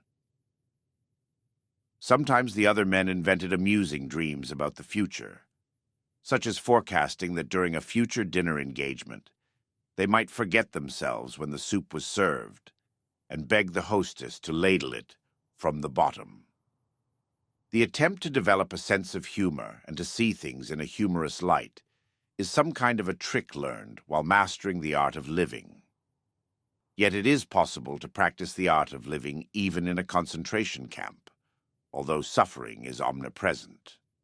To draw an analogy, a man's suffering is similar to the behavior of gas. If a certain quantity of gas is pumped into an empty chamber, it will fill the chamber completely and evenly, no matter how big the chamber. Thus, suffering completely fills the human soul and conscious mind, no matter whether the suffering is great or little. Therefore, the size of human suffering is absolutely relative. It also follows that a very trifling thing can cause the greatest of joys. Take as an example something that happened on our journey from Auschwitz to the camp affiliated with Dachau. We had all been afraid that our transport was heading for the Mauthausen camp. We became more and more tense as we approached a certain bridge over the Danube, which the train would have to cross to reach Mauthausen, according to the statement of experienced traveling companions. Those who have never seen anything similar cannot possibly imagine the dance of joy performed in the carriage by the prisoners when they saw that our transport was not crossing the bridge and was instead heading only for Dachau. And again, what happened on our arrival in that camp, after a journey lasting 2 days and 3 nights. There had not been enough room for everybody to crouch on the floor of the carriage at the same time. The majority of us had to stand all the way, while a few took turns at squatting on the scanty straw, which was soaked with human urine.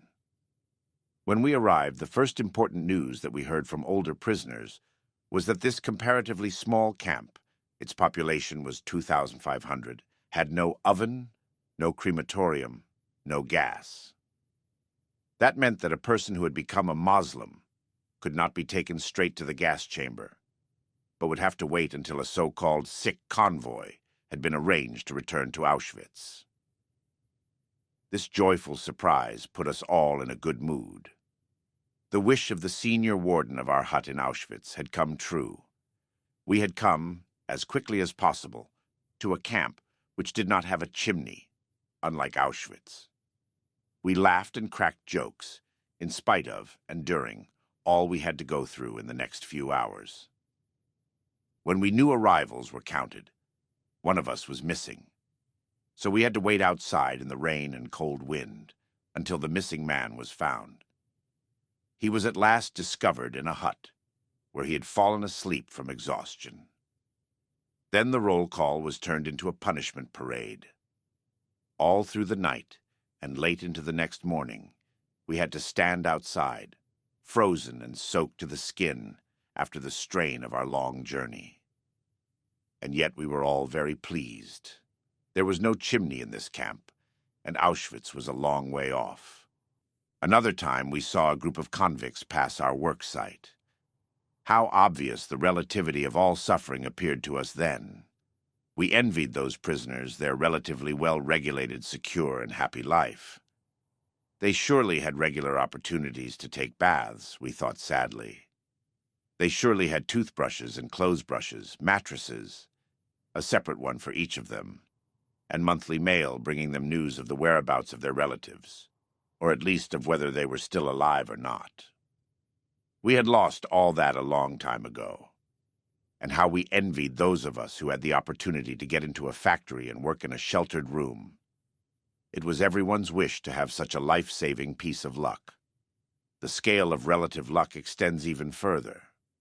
Even among those detachments outside the camp, in one of which I was a member, there were some units which were considered worse than others. One could envy a man who did not have to wade in deep, muddy clay on a steep slope emptying the tubs of a small field railway for 12 hours daily. Most of the daily accidents occurred on this job, and they were often fatal. In other work parties, the foreman maintained an apparently local tradition of dealing out numerous blows, which made use talk of the relative luck of not being under their command, or perhaps of being under it only temporarily. Once, by an unlucky chance, I got into such a group. If an air raid alarm had not interrupted us after 2 hours, during which time the foreman had worked on me especially, making it necessary to regroup the workers afterwards, I think that I would have returned to camp on one of the sledges, which carried those who had died or were dying from exhaustion. No one can imagine the relief that the siren can bring in such a situation.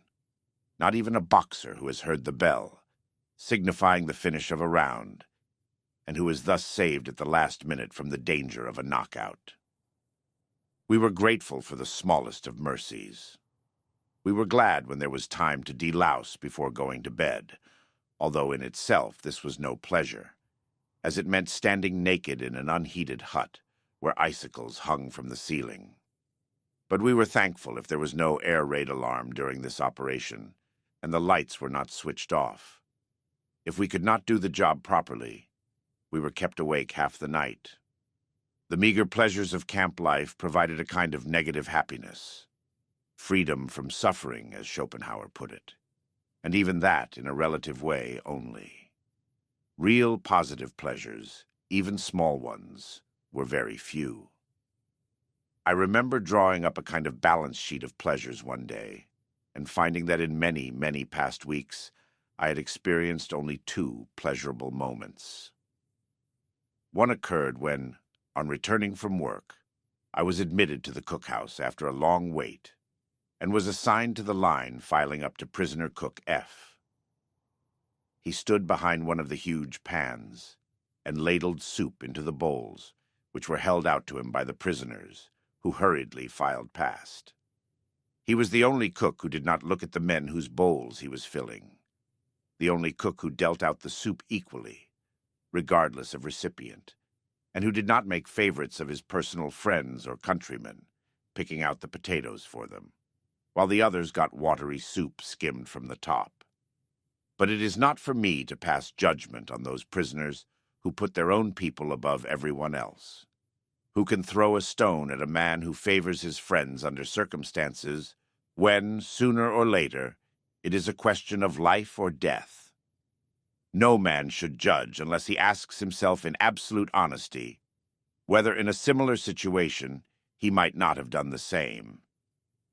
Long after I had resumed normal life again, that means a long time after my release from camp, somebody showed me an illustrated weekly with photographs of prisoners lying crowded on their bunks, staring dully at a visitor. Isn't this terrible? The dreadful staring faces, everything about it. Why? I asked, for I genuinely did not understand. For at that moment, I saw it all again. At 5 a.m., it was still pitch dark outside. I was lying on the hard boards in an earthen hut where about 70 of us were taken care of. We were sick and did not have to leave camp for work. We did not have to go on parade. We could lie all day in our little corner in the hut and doze and wait for the daily distribution of bread, which of course was reduced for the sick, and for the daily helping of soup, watered down and also decreased in quantity. But how content we were, happy in spite of everything. While we cowered against each other to avoid any unnecessary loss of warmth, and were too lazy and disinterested to move a finger unnecessarily, we heard shrill whistles and shouts from the square, where the night shift had just returned and was assembling for roll call. The door was flung open, and the snowstorm blew into our hut. An exhausted comrade, covered with snow, stumbled inside to sit down for a few minutes. But the senior warden turned him out again.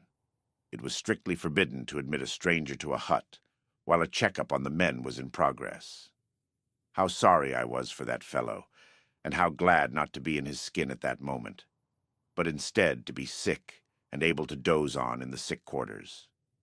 What a lifesaver it was to have 2 days there, and perhaps even 2 extra days after those. All this came to my mind when I saw the photographs in the magazine. When I explained, my listeners understood why I did not find the photograph so terrible. The people shown on it might not have been so unhappy after all. On my 4th day in the sick quarters, I had just been detailed to the night shift when the chief doctor rushed in and asked me to volunteer for medical duties in another camp containing typhus patients. Against the urgent advice of my friends, and despite the fact that almost none of my colleagues offered their services, I decided to volunteer. I knew that in a working party I would die in a short time. But if I had to die, there might at least be some sense in my death. I thought that it would doubtless be more to the purpose to try and help my comrades as a doctor than to vegetate, or finally lose my life as the unproductive laborer that I was then. For me, this was simple mathematics, not sacrifice. But secretly, the warrant officer from the sanitation squad had ordered that the 2 doctors who had volunteered for the typhus camp should be taken care of till they left. We looked so weak that he feared that he might have 2 additional corpses on his hands, rather than 2 doctors. I mentioned earlier how everything that was not connected with the immediate task of keeping oneself and one's closest friends alive lost its value. Everything was sacrificed to this end.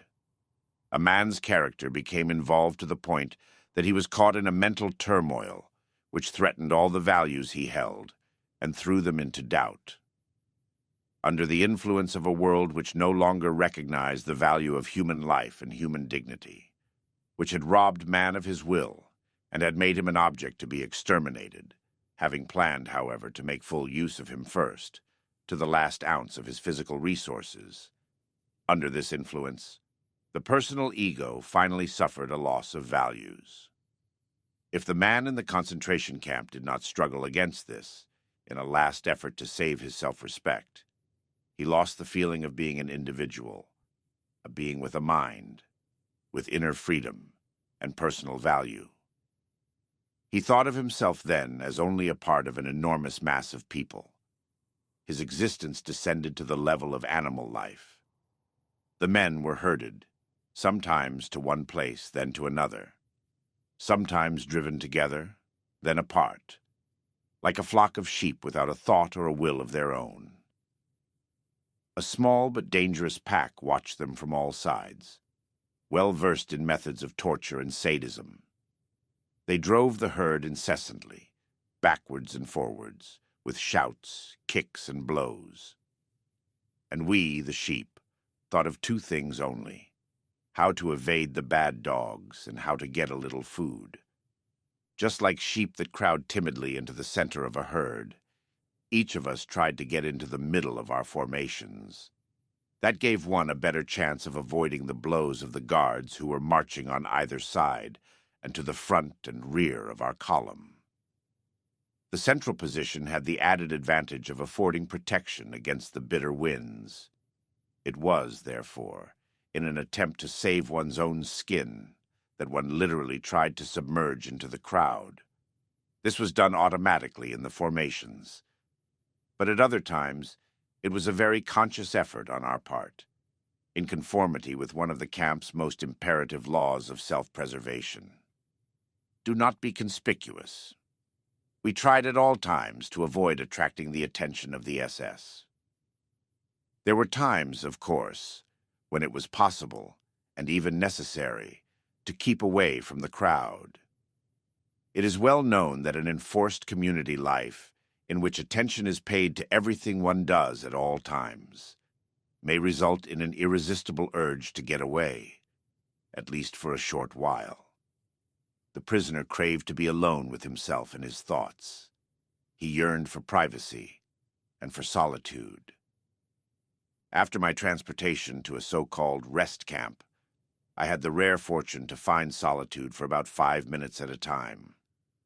Behind the earthen hut where I worked, and in which were crowded about 50 delirious patients, there was a quiet spot in a corner of the double fence of barbed wire surrounding the camp. A tent had been improvised there with a few poles and branches of trees in order to shelter a half-dozen corpses, the daily death rate in the camp. There was also a shaft leading to the water pipes. I squatted on the wooden lid of this shaft whenever my services were not needed. I just sat and looked out at the green, flowering slopes and the distant blue hills of the Bavarian landscape, framed by the meshes of barbed wire. I dreamed longingly, and my thoughts wandered north and northeast, in the direction of my home, but I could only see clouds. The corpses near me, crawling with lice, did not bother me. Only the steps of passing guards could rouse me from my dreams. Or perhaps it would be a call to the sickbay, or to collect a newly arrived supply of medicine for my hut, consisting of perhaps 5 or 10 tablets of aspirin, to last for several days for 50 patients. I collected them and then did my rounds, feeling the patients' pulses and giving half tablets to the serious cases. But the desperately ill received no medicine. It would not have helped, and besides, it would have deprived those for whom there was still some hope. For light cases, I had nothing, except perhaps a word of encouragement. In this way, I dragged myself from patient to patient, though I myself was weak and exhausted from a serious attack of typhus. Then I went back to my lonely place on the wood cover of the water shaft. This shaft, incidentally, once saved the lives of 3 fellow prisoners. Shortly before liberation, mass transports were organized to go to Dachau, and these 3 prisoners wisely tried to avoid the trip. They climbed down the shaft and hid there from the guards. I calmly sat on the lid, looking innocent, and playing a childish game of throwing pebbles at the barbed wire. On spotting me, the guard hesitated for a moment, but then passed on. Soon I could tell the 3 men below that the worst danger was over. It is very difficult for an outsider to grasp how very little value was placed on human life in camp. The camp inmate was hardened, but possibly became more conscious of this complete disregard of human existence when a convoy of sick men was arranged. The emaciated bodies of the sick were thrown on 2-wheeled carts, which were drawn by prisoners for many miles, often through snowstorms, to the next camp. If one of the sick men had died before the cart left, he was thrown on anyway. The list had to be correct. The list was the only thing that mattered. A man counted only because he had a prison number. One literally became a number. Dead or alive, that was unimportant. The life of a number was completely irrelevant. What stood behind that number and that life mattered even less: the fate, the history, the name of the man. In the transport of sick patients that I, in my capacity as a doctor, had to accompany from one camp in Bavaria to another, there was a young prisoner whose brother was not on the list and therefore would have to be left behind. The young man begged so long that the camp warden decided to work an exchange, and the brother took the place of a man who, at the moment, preferred to stay behind. But the list had to be correct. That was easy. The brother just exchanged numbers with the other prisoner. As I have mentioned before, we had no documents. Everyone was lucky to own his body, which, after all, was still breathing.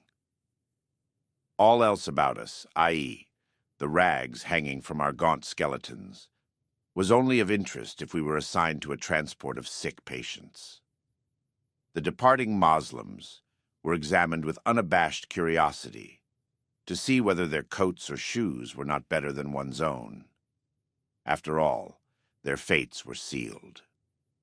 But those who stayed behind in camp, who were still capable of some work, had to make use of every means to improve their chances of survival. They were not sentimental. The prisoners saw themselves completely dependent on the moods of the guards, playthings of fate, and this made them even less human than the circumstances warranted. In Auschwitz, I had laid down a rule for myself, which proved to be a good one, and which most of my comrades later followed. I generally answered all kinds of questions truthfully, but I was silent about anything that was not expressly asked for. If I were asked my age, I gave it. If asked about my profession, I said doctor, but did not elaborate. The first morning in Auschwitz, an SS officer came to the parade ground. We had to fall into separate groups of prisoners, over 40 years, under 40 years, metal workers, mechanics, and so forth. Then we were examined for ruptures, and some prisoners had to form a new group. The group that I was in was driven to another hut, where we lined up again. After being sorted out once more, and having answered questions as to my age and profession, I was sent to another small group. Once more we were driven to another hut, and grouped differently. This continued for some time. and I became quite unhappy, finding myself among strangers who spoke unintelligible foreign languages. Then came the last selection, and I found myself back in the group that had been with me in the first hut. They had barely noticed that I had been sent from hut to hut in the meantime, but I was aware that in those few minutes, fate had passed me in many different forms. When the transport of sick patients for the rest camp was organized, my name, that is my number, was put on the list, since a few doctors were needed. But no one was convinced that the destination was really a rest camp. A few weeks previously, the same transport had been prepared. Then, too, everyone had thought that it was destined for the gas ovens. When it was announced that anyone who volunteered for the dreaded night shift would be taken off the transport list, 82 prisoners volunteered immediately.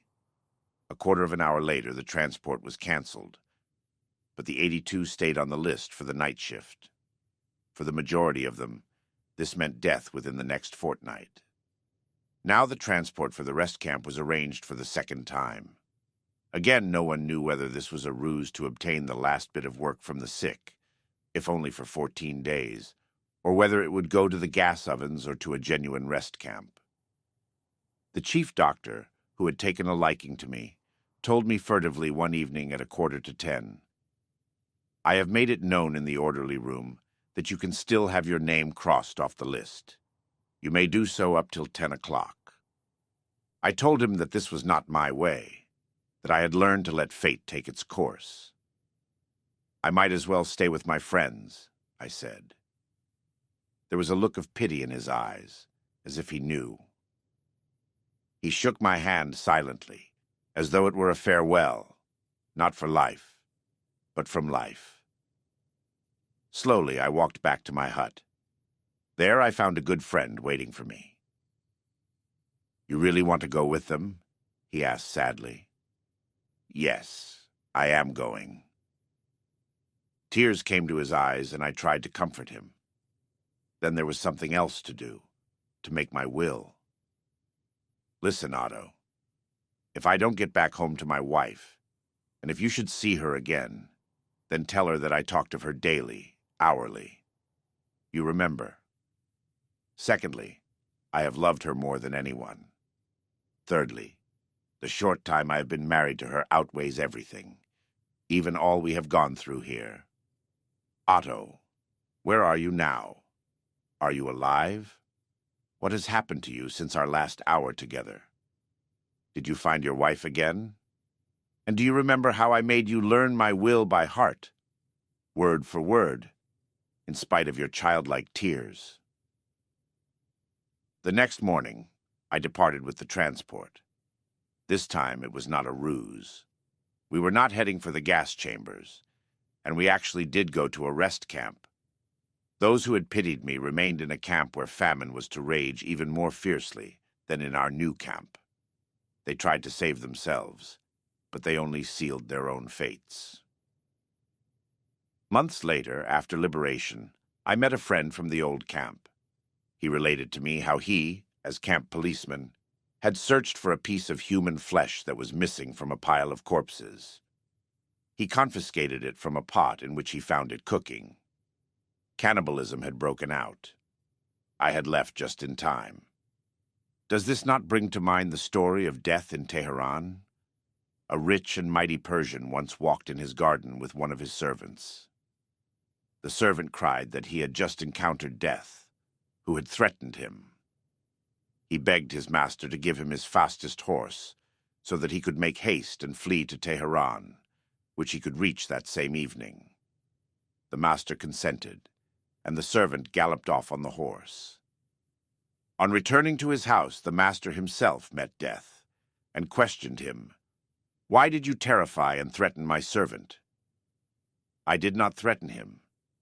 I only showed surprise in still finding him here when I planned to meet him tonight in Tehran," said Death. The camp inmate was frightened of making decisions and of taking any sort of initiative whatsoever.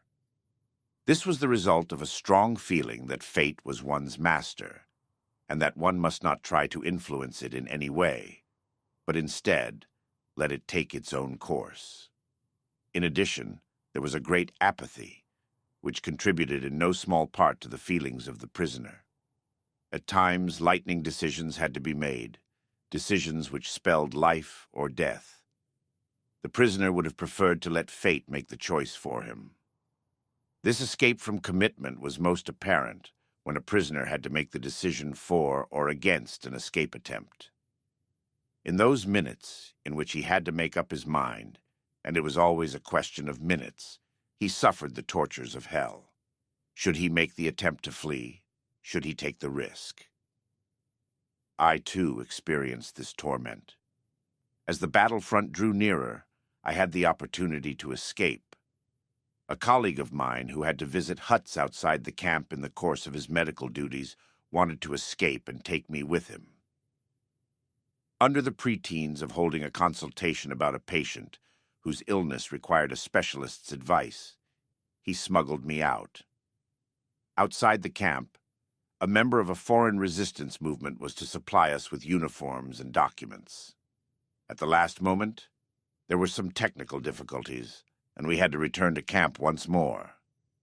We used this opportunity to provide ourselves with provisions, a few rotten potatoes, and to look for a rucksack. We broke into an empty hut of the women's camp, which was vacant, as the women had been sent to another camp. The hut was in great disorder. It was obvious that many women had acquired supplies and fled. There were rags, straw, rotting food, and broken crockery. Some bowls were still in good condition and would have been very valuable to us, but we decided not to take them. We knew that lately, as conditions had become desperate, they had been used not only for food, but also as wash basins and chamber pots. There was a strictly enforced rule against having any kind of utensil in the hut. However, some people were forced to break this rule, especially the typhus patients, who were much too weak to go outside even with help. While I acted as a screen, my friend broke into the hut and returned shortly with a rucksack, which he hid under his coat. He had seen another one inside, which I was to take. So we changed places, and I went in. As I searched in the rubbish, finding the rucksack and even a toothbrush, I suddenly saw, among all the things that had been left behind, the body of a woman. I ran back to my hut to collect all my possessions, my food bowl, a pair of torn mittens inherited from a dead typhus patient, and a few scraps of paper covered with shorthand notes, on which, as I mentioned before, I had started to reconstruct the manuscript which I lost at Auschwitz. I made a quick last round of my patients, who were lying huddled on the rotten planks of wood on either side of the huts. I came to my only countryman, who was almost dying, and whose life it had been my ambition to save in spite of his condition. I had to keep my intention to escape to myself, but my comrade seemed to guess that something was wrong. Perhaps I showed a little nervousness. In a tired voice, he asked me, "You too are getting out?" I denied it, but I found it difficult to avoid his sad look. After my round, I returned to him. Again, a hopeless look greeted me, and somehow I felt it to be an accusation. The unpleasant feeling that had gripped me as soon as I had told my friend I would escape with him became more intense. Suddenly, I decided to take fate into my own hands for once. I ran out of the hut and told my friend that I could not go with him. As soon as I had told him with finality that I had made up my mind to stay with my patients, the unhappy feeling left me. I did not know what the following days would bring, but I had gained an inward peace that I had never experienced before.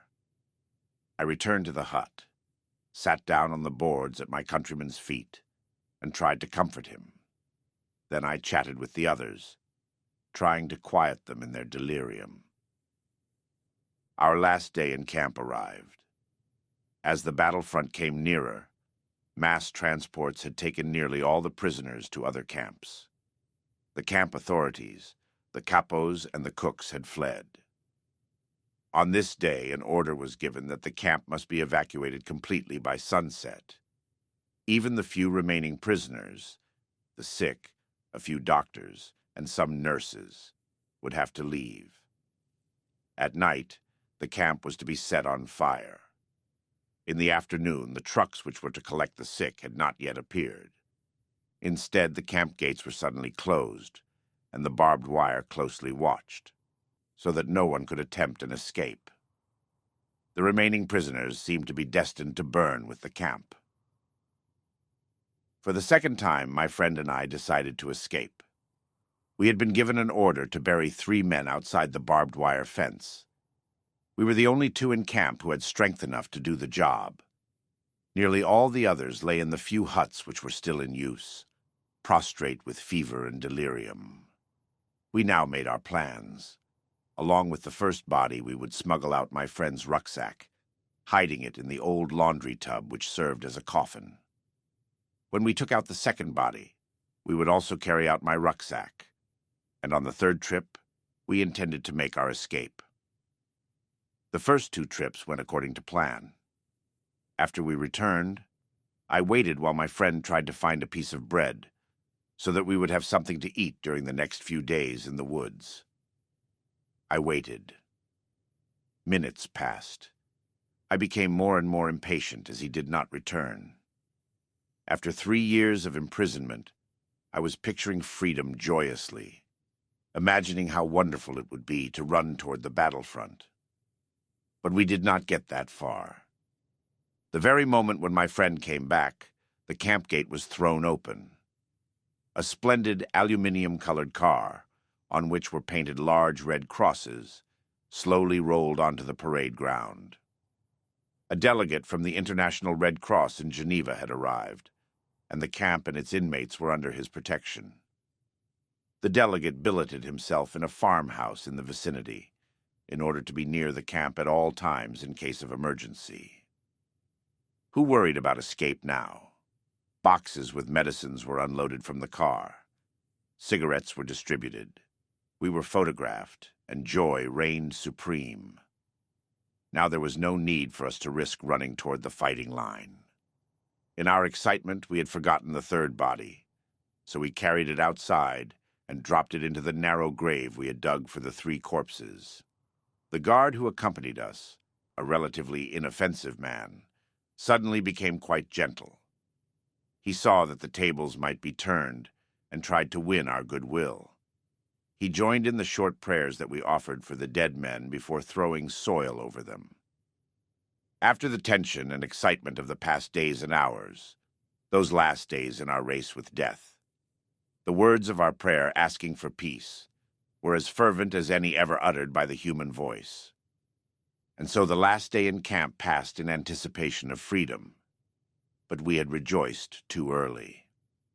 The Red Cross delegate had assured us that an agreement had been signed, and that the camp must not be evacuated.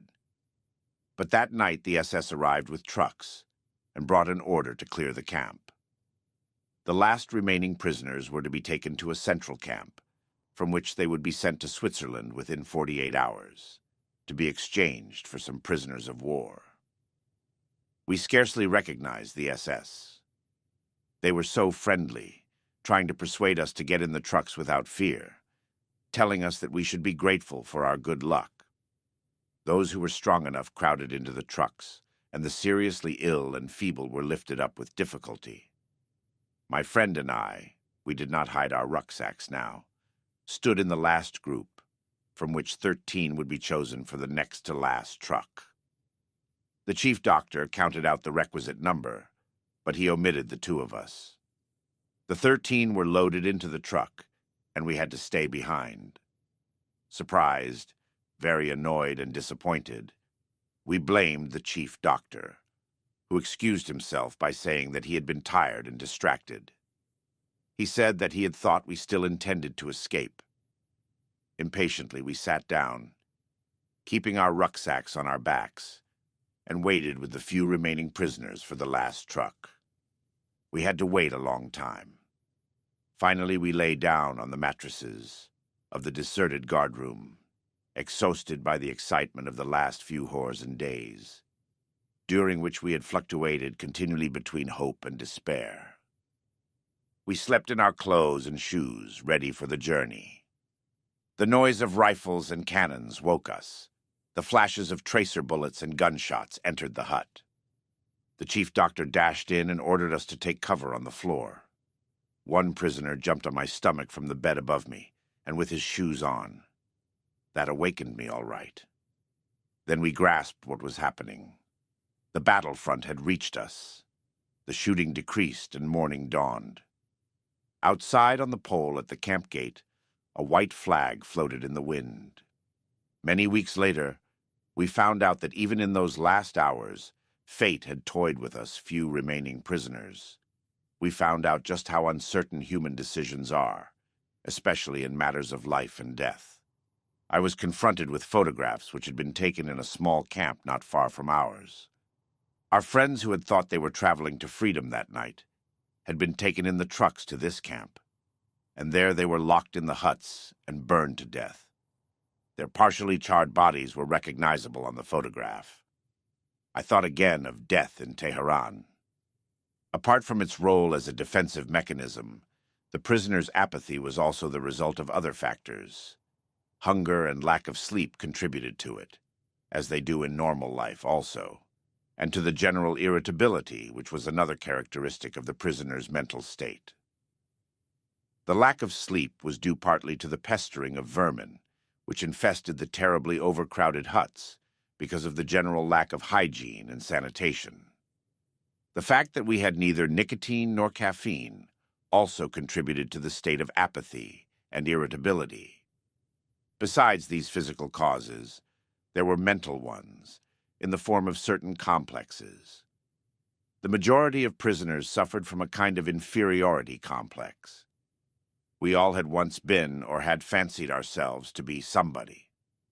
Now we were treated like complete non-entities. The consciousness of one's inner value is anchored in higher, more spiritual things and cannot be shaken by camp life. But how many free men, let alone prisoners, possess it? Without consciously thinking about it, the average prisoner felt himself utterly degraded. This became obvious when one observed the contrasts offered by the singular sociological structure of the camp. The more prominent prisoners, the capos, the cooks, the storekeepers, and the camp policemen, did not, as a rule, feel degraded at all, like the majority of prisoners, but on the contrary, promoted. Some even developed miniature delusions of grandeur. The mental reaction of the envious and grumbling majority toward this favored minority found expression in several ways, sometimes in jokes. For instance, I heard one prisoner talk to another about a capo, saying, "Imagine, I knew that man when he was only the president of a large bank. Isn't it fortunate that he has risen so far in the world?" Whenever the degraded majority and the promoted minority came into conflict, and there were plenty of opportunities for this, starting with the distribution of food, the results were explosive. Therefore, the general irritability, whose physical causes were discussed above, became most intense when these mental tensions were added. It is not surprising that this tension often ended in a general fight. Since the prisoner continually witnessed scenes of beatings, the impulse toward violence was increased. I myself felt my fists clench when anger came over me while I was famished and tired. I was usually very tired, since we had to stoke our stove, which we were allowed to keep in our hut for the typhus patients, throughout the nights. However, some of the most idyllic hours I have ever spent were in the middle of the night, when all the others were delirious or sleeping. I could lie stretched out in front of the stove and roast a few pilfered potatoes in a fire made from stolen charcoal. But the following day I always felt even more tired, insensitive and irritable. While I was working as a doctor in the typhus block, I also had to take the place of the senior block warden, who was ill. Therefore, I was responsible to the camp authority for keeping the hut clean, if clean can be used to describe such a condition. The preteens at inspection to which the hut was frequently submitted was more for the purpose of torture than of hygiene. More food and a few drugs would have helped, but the only concern of the inspectors was whether a piece of straw was left in the center corridor, or whether the dirty, ragged, and verminous blankets of the patients were tucked in neatly at their feet. As to the fate of the inmates, they were quite unconcerned. If I reported smartly, whipping my prison cap from my shorn head and clicking my heels, hut number 69, 52 patients, 2 nursing orderlies, and 1 doctor. They were satisfied, and then they would leave.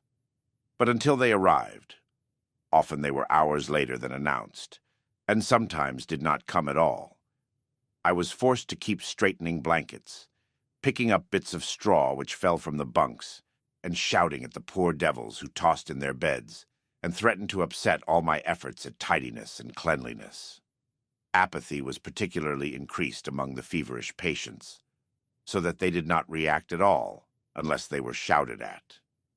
Even this failed at times, and then it took tremendous self-control not to strike them, for one's own irritability took on enormous proportions in the face of the other's apathy, and especially in the face of the danger, i.e., the approaching inspection, which was caused by it. In attempting this psychological presentation and a psychopathological explanation of the typical characteristics of a concentration camp inmate, I may give the impression that the human being is completely and unavoidably influenced by his surroundings. In this case, the surroundings being the unique structure of camp life, which forced the prisoner to conform his conduct to a certain set pattern. But what about human liberty? Is there no spiritual freedom in regard to behavior and reaction to any given surroundings?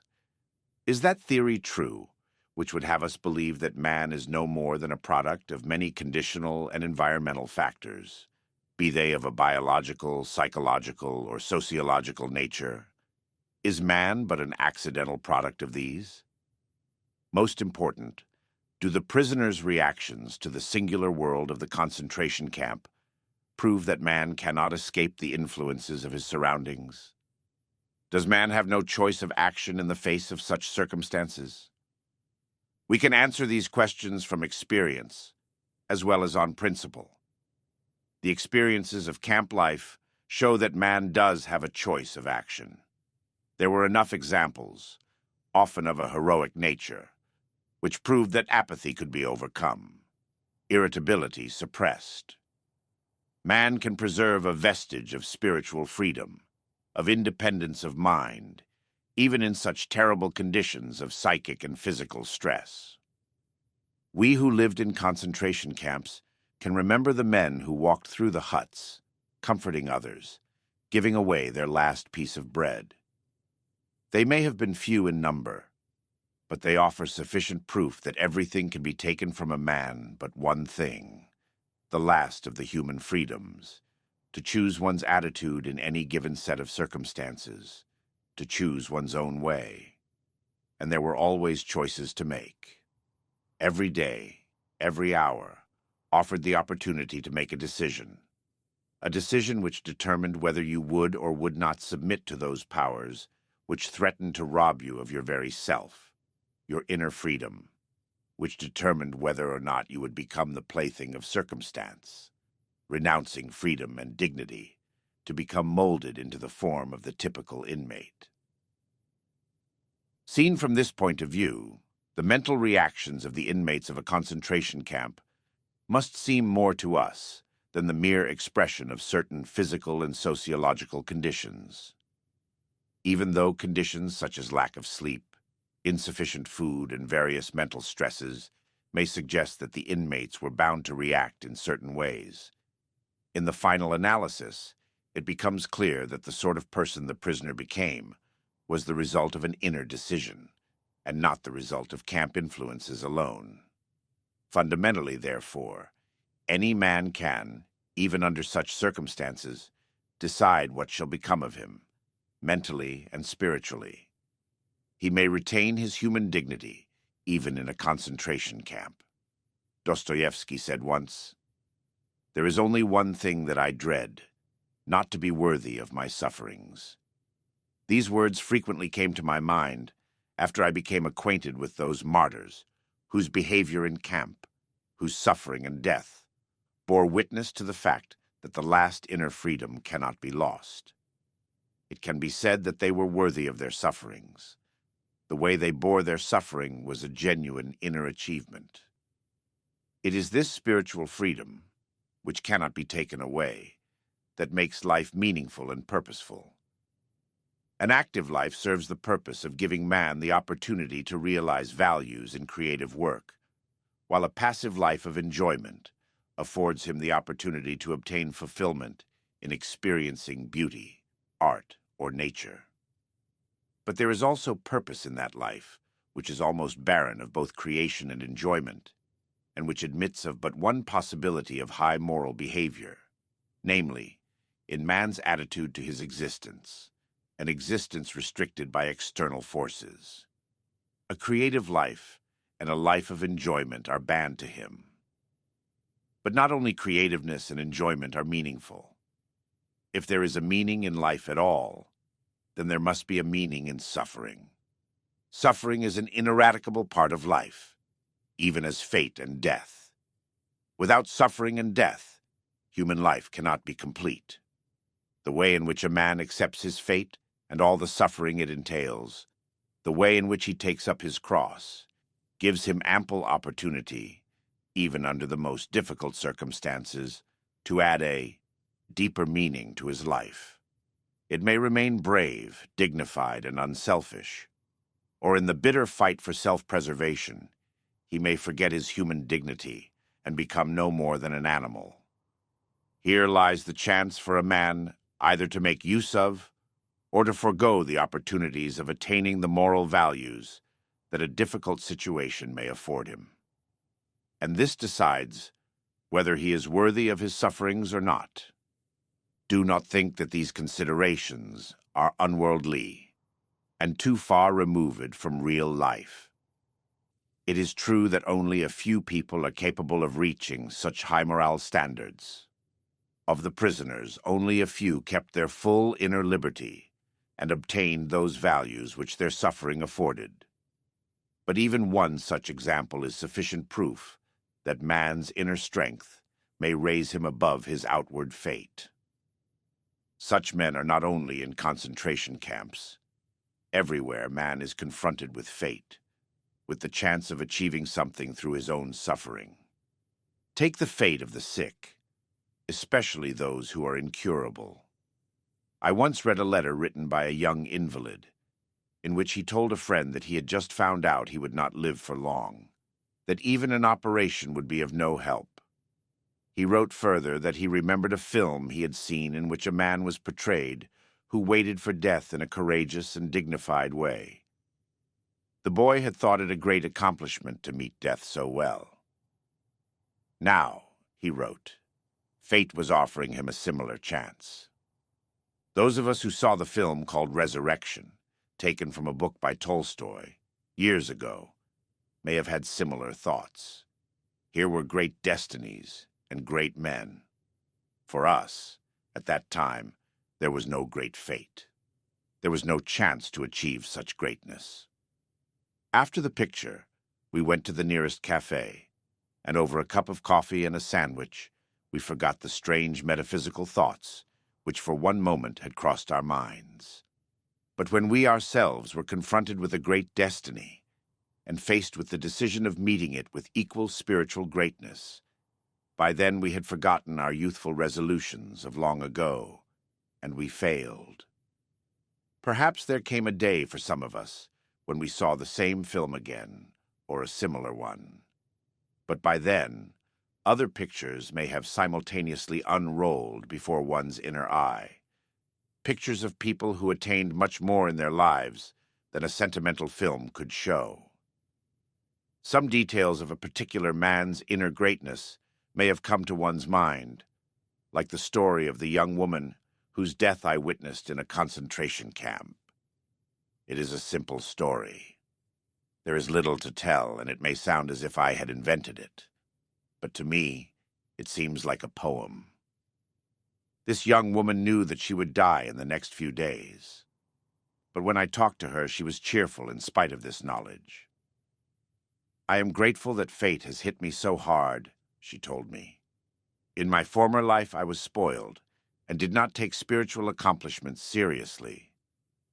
Pointing through the window of the hut, she said, "This tree here is the only friend I have in my loneliness." Through that window, she could see just one branch of a chestnut tree, and on the branch were 2 blossoms. "I often talk to this tree," she said to me. I was startled and didn't quite know how to take her words. Was she delirious? Did she have occasional hallucinations? Anxiously, I asked her if the tree replied. Yes. What did it say to her? She answered, "It said to me, 'I am here, I am here, I am life, eternal life.'"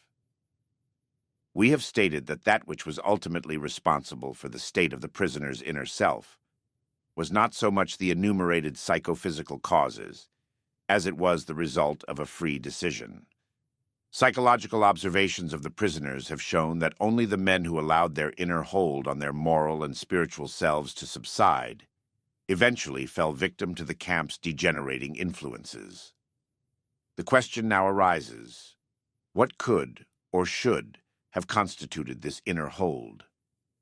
Former prisoners, when writing or relating their experiences, agree that the most depressing influence of all was that a prisoner could not know how long his term of imprisonment would be.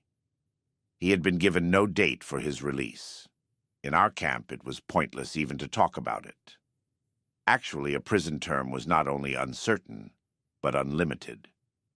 A well-known research psychologist has pointed out that life in a concentration camp could be called a provisional existence.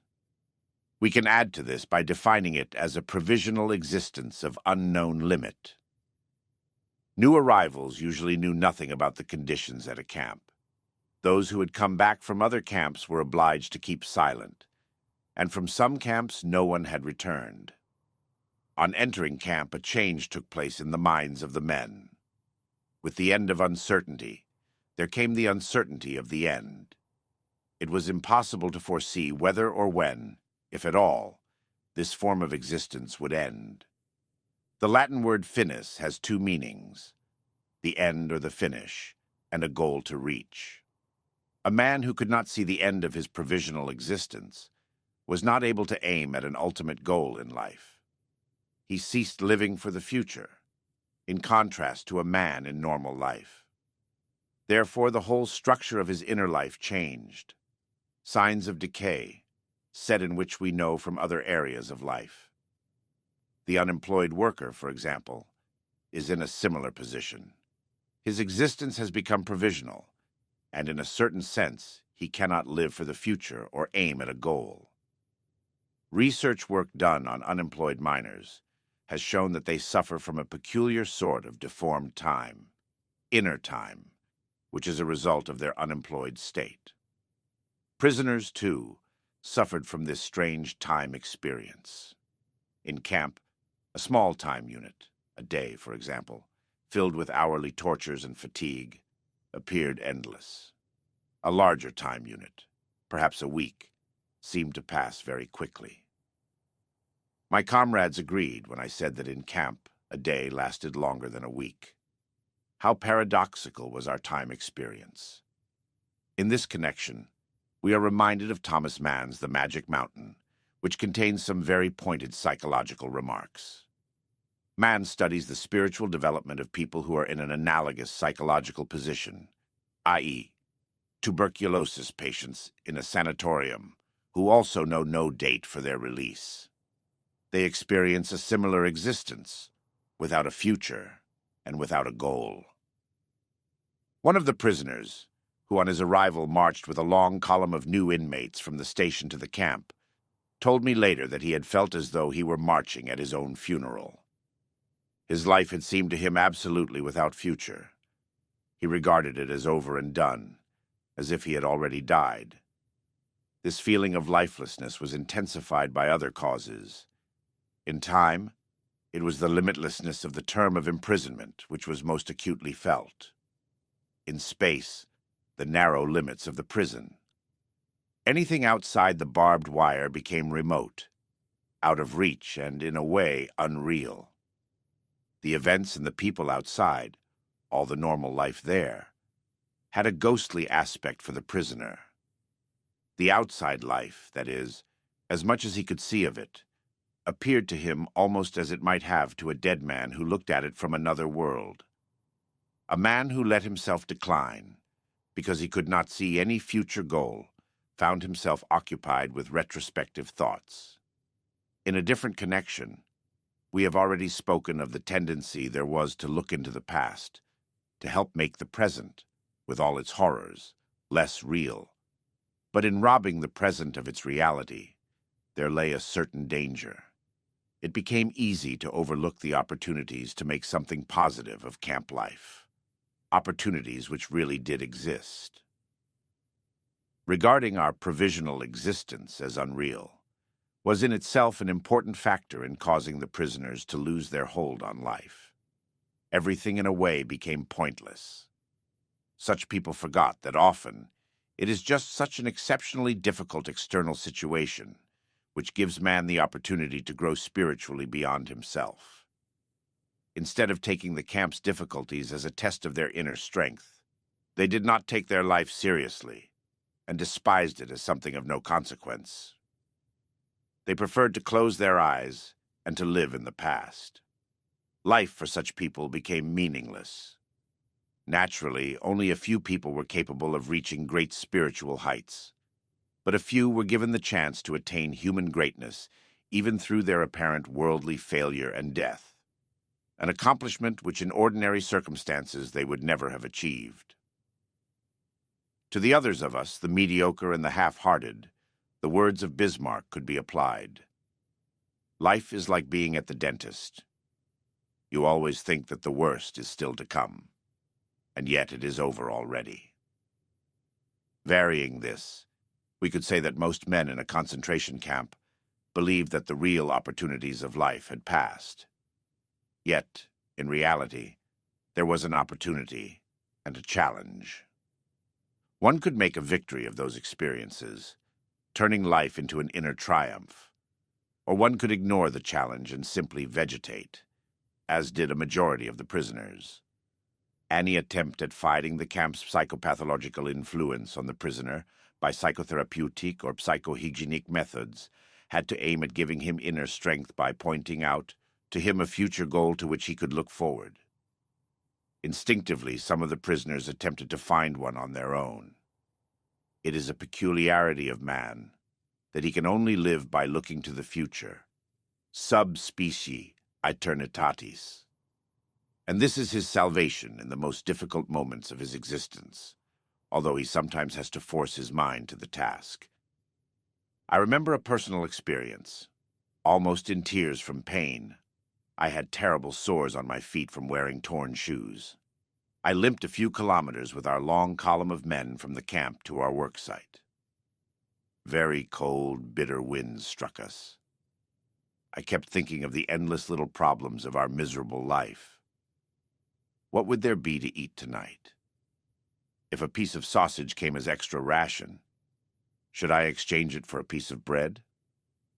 Should I trade my last cigarette, which was left from a bonus I received a fortnight ago, for a bowl of soup?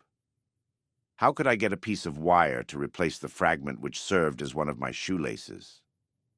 Would I get to our work site in time to join my usual working party, or would I have to join another, which might have a brutal foreman? What could I do to get on good terms with the capo, who could help me to obtain work in camp, instead of undertaking this horribly long daily march? I became disgusted with the state of affairs, which compelled me, daily and hourly, to think of only such trivial things. I forced my thoughts to turn to another subject. Suddenly, I saw myself standing on the platform of a well-lit, warm, and pleasant lecture room. In front of me sat an attentive audience on comfortable upholstered seats. I was giving a lecture on the psychology of the concentration camp. All that oppressed me at that moment became objective, seen and described from the remote viewpoint of science. By this method, I succeeded somehow in rising above the situation, above the sufferings of the moment, and I observed them as if they were already of the past. Both I and my troubles became the object of an interesting psychoscientific study undertaken by myself. What does Spinoza say in his Ethics? Affectus, qui passio est, desinit esse passio simulatque, eius claram et distinctam formamus ideam. Emotion, which is suffering, ceases to be suffering as soon as we form a clear and precise picture of it. The prisoner who had lost faith in the future, his future, was doomed.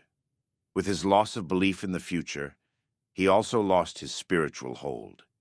He let himself decline and became subject to mental and physical decay.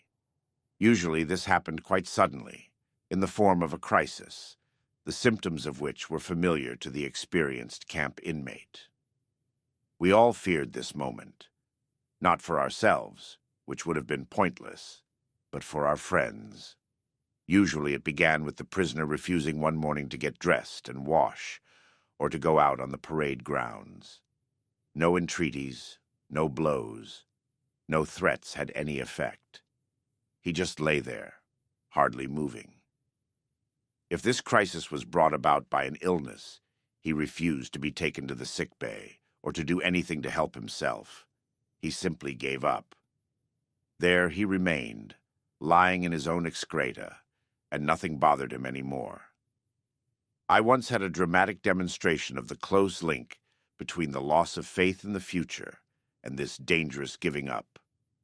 F., my senior block warden, a fairly well-known composer and librettist, confided in me one day.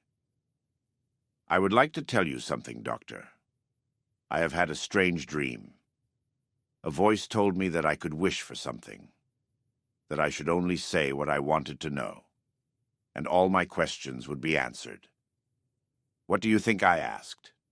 That I would like to know when the war would be over for me. You know what I mean, Doctor. For me. I wanted to know when our camp, would be liberated and our sufferings come to an end." "And when did you have this dream?" I asked. "In February 1945, he answered. "It was then the beginning of March." "What did your dream voice answer?" Furtively, he whispered to me, "March 30th. When F. told me about his dream, he was still full of hope and convinced that the voice of his dream would be right. But as the promised day drew nearer, the war news which reached our camp made it appear very unlikely that we would be free on the promised date. On March 29th, F. suddenly became ill and ran a high temperature. On March 30th, the day his prophecy had told him that the war and suffering would be over for him, he became delirious and lost consciousness. On March 31st, he was dead.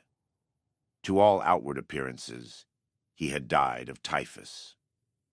Those who know how close the connection is between the state of mind of a man, his courage and hope, or lack of them, and the state of immunity of his body, will understand that the sudden loss of hope and courage can have a deadly effect. The ultimate cause of my friend's death was that the expected liberation did not come, and he was severely disappointed. This suddenly lowered his body's resistance against the latent typhus infection. His faith in the future and his will to live had become paralyzed, and his body fell victim to illness. And thus, the voice of his dream was right after all. The observations of this one case and the conclusion drawn from them are in accordance with something that was drawn to my attention by the chief doctor of our concentration camp. The death rate in the week between Christmas 1944 and New Year's 1945 increased in camp beyond all previous experience. In his opinion, the explanation for this increase did not lie in the harder working conditions or the deterioration of our food supplies, or a change of weather or new epidemics. It was simply that the majority of the prisoners had lived in the naive hope that they would be home again by Christmas. As the time drew near, and there was no encouraging news, the prisoners lost courage and disappointment overcame them. This had a dangerous influence on their powers of resistance, and a great number of them died. As we said before, any attempt to restore a man's inner strength in the camp had first to succeed in showing him some future goal. Nietzsche's words, "He who has a why to live for can bear with almost any how," could be the guiding motto for all psychotherapeutic and psychohygienic efforts regarding prisoners. Whenever there was an opportunity for it, one had to give them a why, an aim, for their lives, in order to strengthen them to bear the terrible how of their existence. Woe to him who saw no more sense in his life, no aim, no purpose, and therefore no point in carrying on. He was soon lost. The typical reply with which such a man rejected all encouraging arguments was, "I have nothing to expect from life anymore." What sort of answer can one give to that? What was really needed was a fundamental change in our attitude toward life. We had to learn ourselves, and furthermore, we had to teach the despairing men that it did not really matter what we expected from life, but rather what life expected from us. We needed to stop asking about the meaning of life, and instead to think of ourselves as those who were being questioned by life, daily and hourly. Our answer must consist not in talk and meditation, but in right action and in right conduct.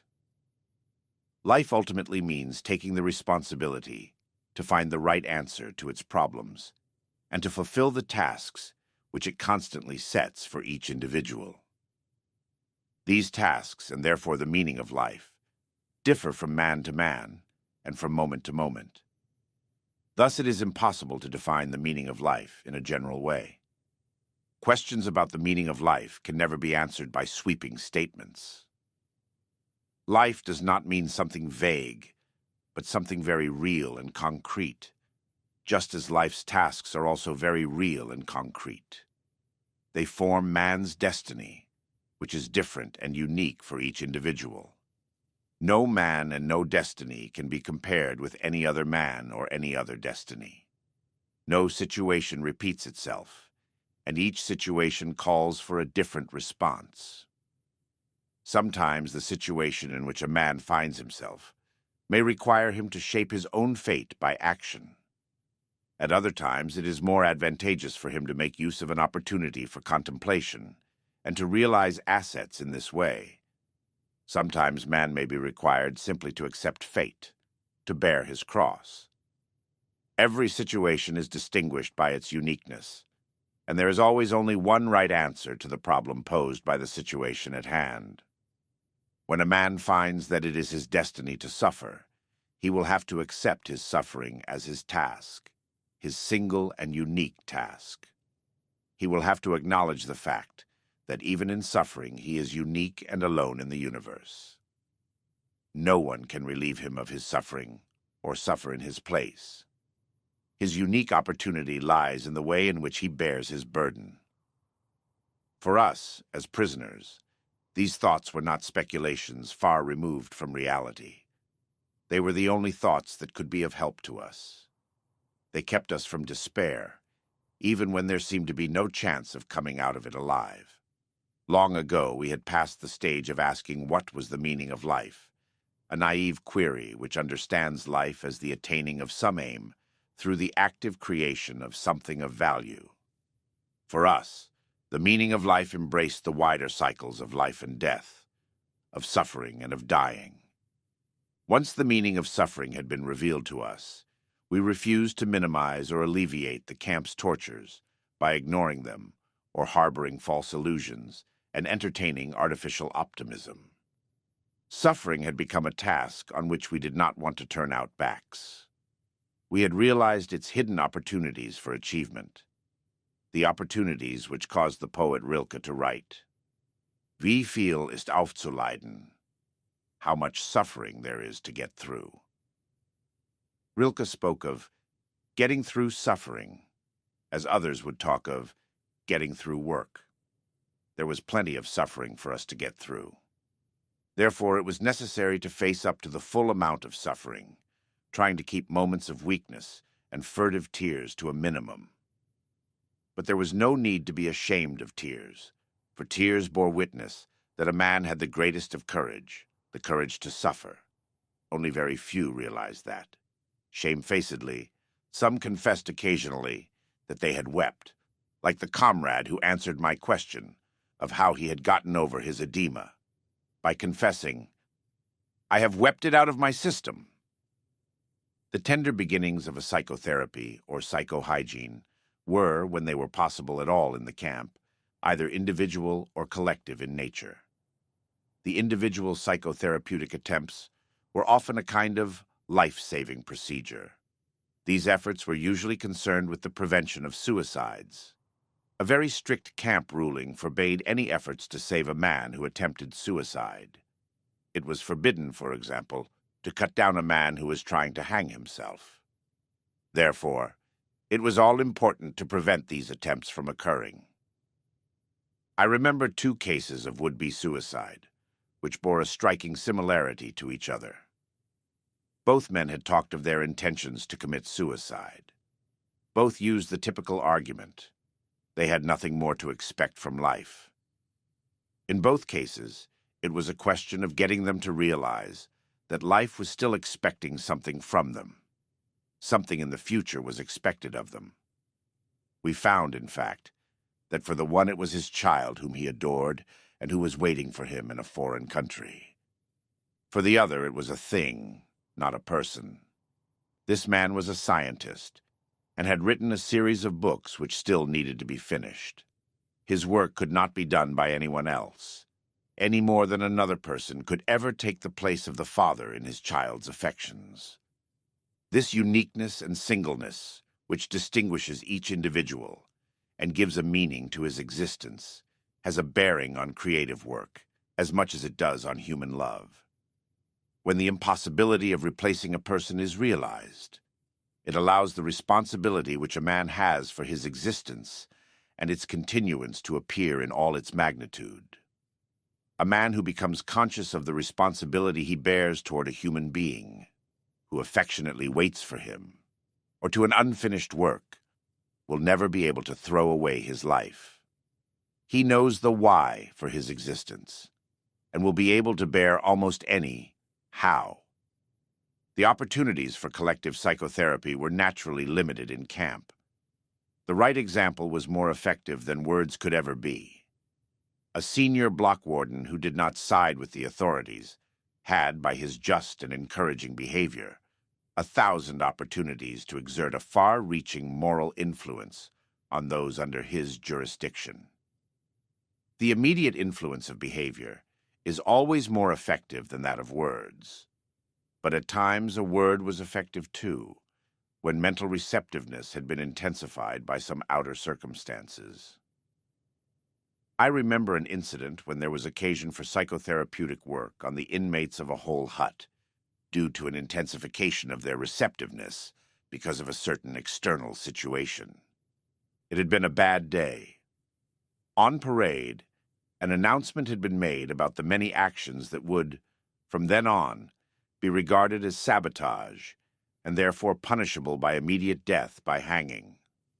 Among these were crimes such as cutting small strips from our old blankets, in order to improvise ankle supports, and very minor thefts. A few days previously, a semi-starved prisoner had broken into the potato store to steal a few pounds of potatoes. The theft had been discovered, and some prisoners had recognized the burglar. When the camp authorities heard about it, they ordered that the guilty man be given up to them, or the whole camp would starve for a day. Naturally, the 2,500 men preferred to fast. On the evening of this day of fasting, we lay in our earthen huts, in a very low mood. Very little was said, and every word sounded irritable. Then, to make matters even worse, the light went out. Tempers reached their lowest ebb. But our senior block warden was a wise man. He improvised a little talk about all that was on our minds at that moment. He talked about the many comrades who had died in the last few days, either of sickness or of suicide. But he also mentioned what may have been the real reason for their deaths: giving up hope. He maintained that there should be some way of preventing possible future victims from reaching this extreme state. And it was to me that the warden pointed to give this advice. God knows, I was not in the mood to give psychological explanations or to preach any sermons, to offer my comrades a kind of medical care of their souls. I was cold and hungry, irritable and tired, but I had to make the effort and use this unique opportunity. Encouragement was now more necessary than ever. So I began by mentioning the most trivial of comforts first. I said that even in this Europe in the 6th winter of the Second World War, our situation was not the most terrible we could think of. I said that each of us had to ask himself what irreplaceable losses he had suffered up to then. I speculated that for most of them, these losses had really been few. Whoever was still alive had reason for hope: health, family, happiness, professional abilities, fortune, position in society. All these were things that could be achieved again or restored. After all, we still had all our bones intact. Whatever we had gone through could still be an asset to us in the future. And I quoted from Nietzsche: "Was mich nicht umbringt, macht mich starker." That which does not kill me makes me stronger. Then I spoke about the future. I said that to the impartial the future must seem hopeless. I agreed that each of us could guess for himself how small his chances of survival were. I told them that although there was still no typhus epidemic in the camp, I estimated my own chances at about 1 in 20. But I also told them that, in spite of this, I had no intention of losing hope and giving up. For no man knew what the future would bring, much less the next hour. Even if we could not expect any sensational military events in the next few days, who knew better than we, with our experience of camps, how great chances sometimes opened up quite suddenly, at least for the individual. For instance, one might be attached unexpectedly to a special group with exceptionally good working conditions. For this was the kind of thing which constituted the luck of the prisoner. But I did not only talk of the future and the veil which was drawn over it. I also mentioned the past, all its joys, and how its light shone even in the present darkness.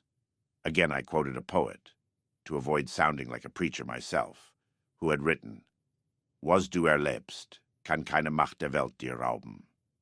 What you have experienced, no power on earth can take from you.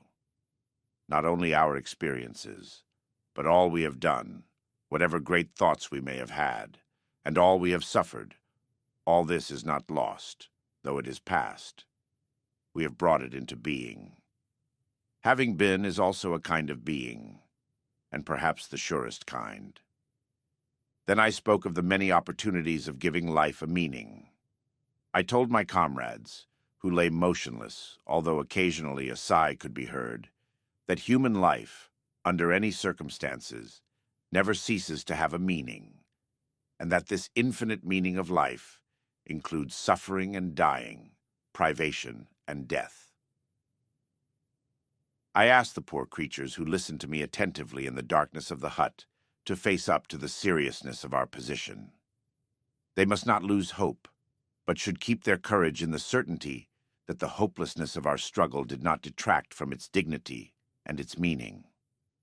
I said that someone looks down on each of us in difficult hours: a friend, a wife, somebody alive or dead, or a god, and he would not expect us to disappoint him. He would hope to find us suffering proudly, not miserably, knowing how to die. And finally I spoke of our sacrifice, which had meaning in every case. It was in the nature of this sacrifice that it should appear to be pointless in the normal world, the world of material success. But in reality, our sacrifice did have a meaning. Those of us who had any religious faith, I said frankly, could understand without difficulty. I told them of a comrade who, on his arrival in camp, had tried to make a pact with heaven that his suffering and death should save the human being he loved from a painful end. For this man, suffering and death were meaningful. His was a sacrifice of the deepest significance. He did not want to die for nothing. None of us wanted that. The purpose of my words was to find a full meaning in our life, then and there, in that hut, and in that practically hopeless situation. I saw that my efforts had been successful. When the electric bulb flared up again, I saw the miserable figures of my friends limping toward me to thank me with tears in their eyes. But I have to confess here that only too rarely had I the inner strength to make contact with my companions in suffering, and that I must have missed many opportunities for doing so. We now come to the third stage of a prisoner's mental reactions, the psychology of the prisoner after his liberation. But prior to that, we shall consider a question which the psychologist is asked frequently, especially when he has personal knowledge of these matters. What can you tell us about the psychological makeup of the camp guards? How is it possible that men of flesh and blood could treat others as so many prisoners say they have been treated? Having once heard these accounts, and having come to believe that these things did happen, one is bound to ask how, psychologically, they could happen. To answer this question without going into great detail, a few things must be pointed out. First, among the guards there were some sadists in the purest clinical sense. Second, these sadists were always selected when a really severe detachment of guards was needed. There was great joy at our work site when we had permission to warm ourselves for a few minutes, after 2 hours of work in the bitter frost, in front of a little stove, which was fed with twigs and scraps of wood. But there were always some foremen who found a great pleasure in taking this comfort from us. How clearly their faces reflected this pleasure, when they not only forbade us to stand there, but turned over the stove and dumped its lovely fire into the snow. When the SS took a dislike to a person, there was always some special man in their ranks known to have a passion for, and to be highly specialized in, sadistic torture, to whom the unfortunate prisoner was sent. Third, the feelings of the majority of the guards had been dulled by the number of years in which, in ever-increasing doses, they had witnessed the brutal methods of the camp. These morally and mentally hardened men at least refused to take active part in sadistic measures, but they did not prevent others from carrying them out.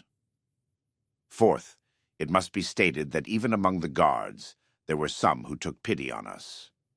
I shall only mention the commander of the camp from which I was liberated. It was found after the liberation, only the camp doctor, a prisoner himself, had known of it previously, that this man had paid no small sum of money from his own pocket in order to purchase medicines for his prisoners from the nearest market town. But the senior camp warden, a prisoner himself, was harder than any of the SS guards. He beat the other prisoners at every slightest opportunity, while the camp commander, to my knowledge, never once lifted his hand against any of us. An interesting incident with reference to this SS commander is in regard to the attitude toward him of some of his Jewish prisoners. At the end of the war, when the American troops liberated the prisoners from our camp, 3 young Hungarian Jews hid this commander in the Bavarian woods. Then they went to the commandant of the American forces, who was very eager to capture this SS commander, and they said they would tell him where he was, but only under certain conditions. The American commander must promise that absolutely no harm would come to this man. After a while, the American officer finally promised these young Jews that the SS commander, when taken into captivity, would be kept safe from harm.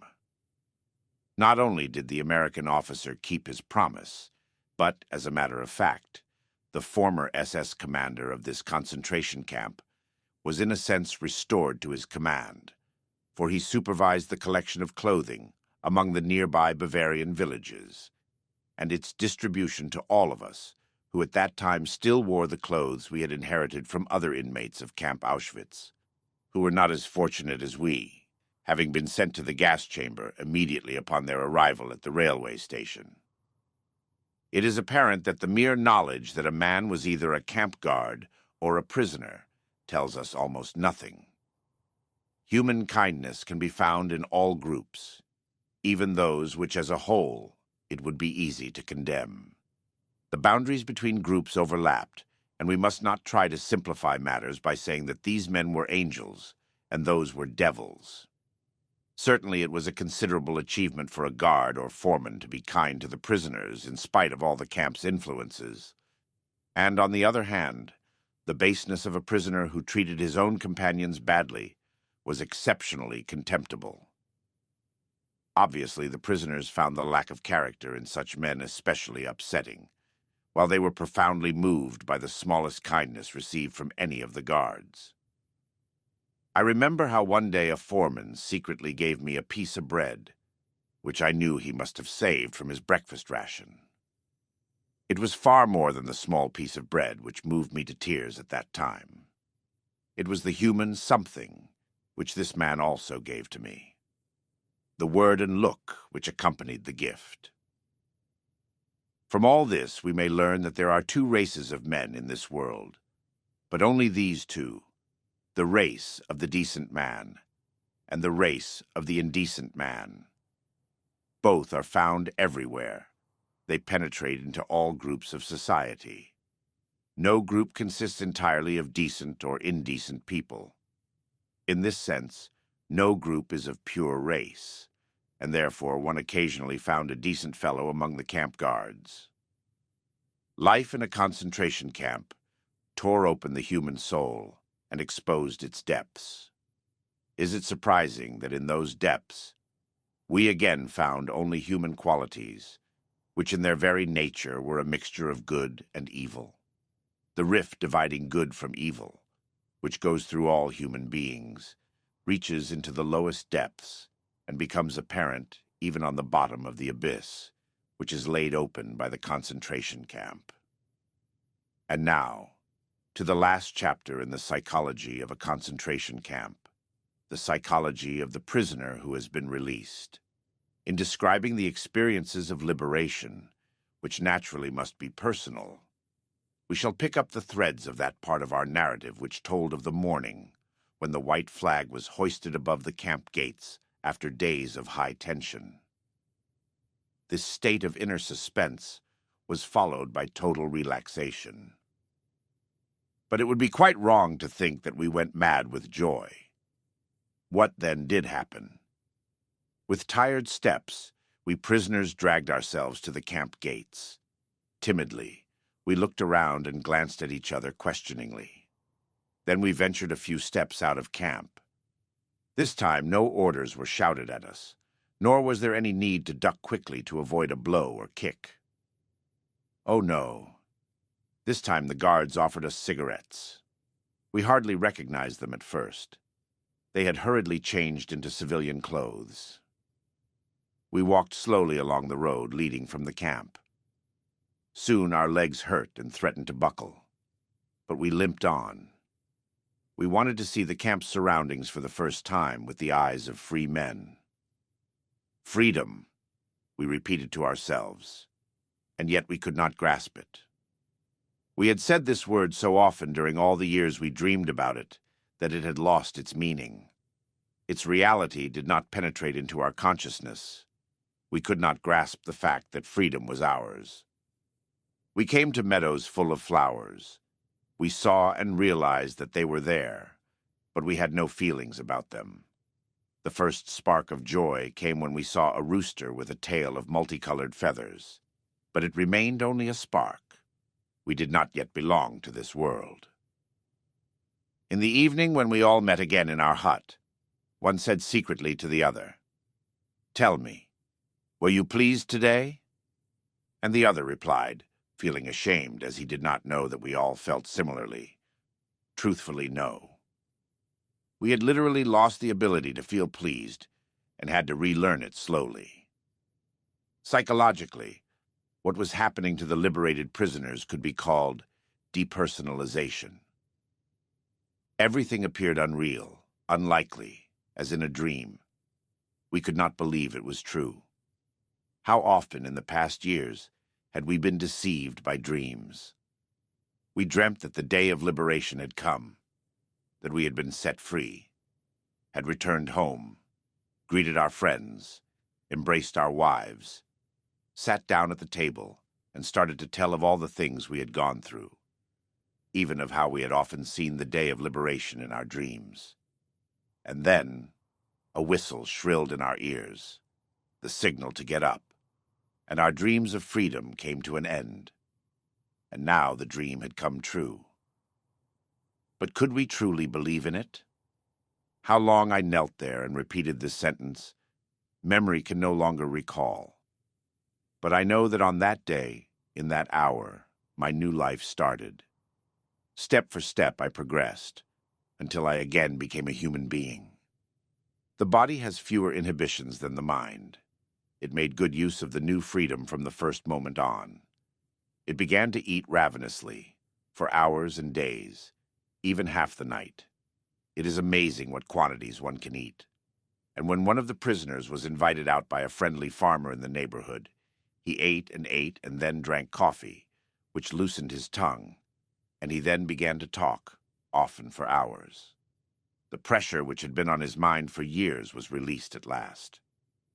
Hearing him talk, one got the impression that he had to talk, that his desire to speak was irresistible. I have known people who have been under heavy pressure only for a short time, for example, through a cross-examination by the Gestapo, to have similar reactions. Many days passed, until not only the tongue was loosened, but something within oneself as well.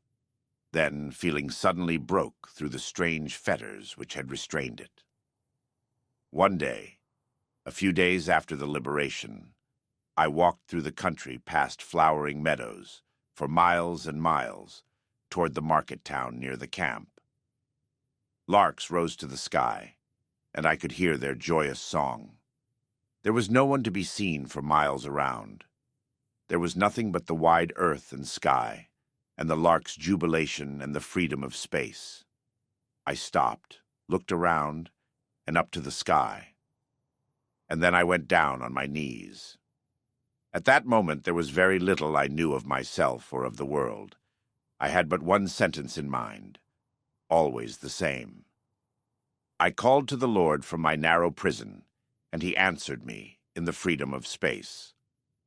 The way that led from the acute mental tension of the last days in camp, from that war of nerves to mental peace, was certainly not free from obstacles. It would be an error to think that a liberated prisoner was not in need of spiritual care anymore. We have to consider that a man who has been under such enormous mental pressure for such a long time is naturally in some danger after his liberation, especially since the pressure was released quite suddenly. This danger, in the sense of psychological hygiene, is the psychological counterpart of the bends.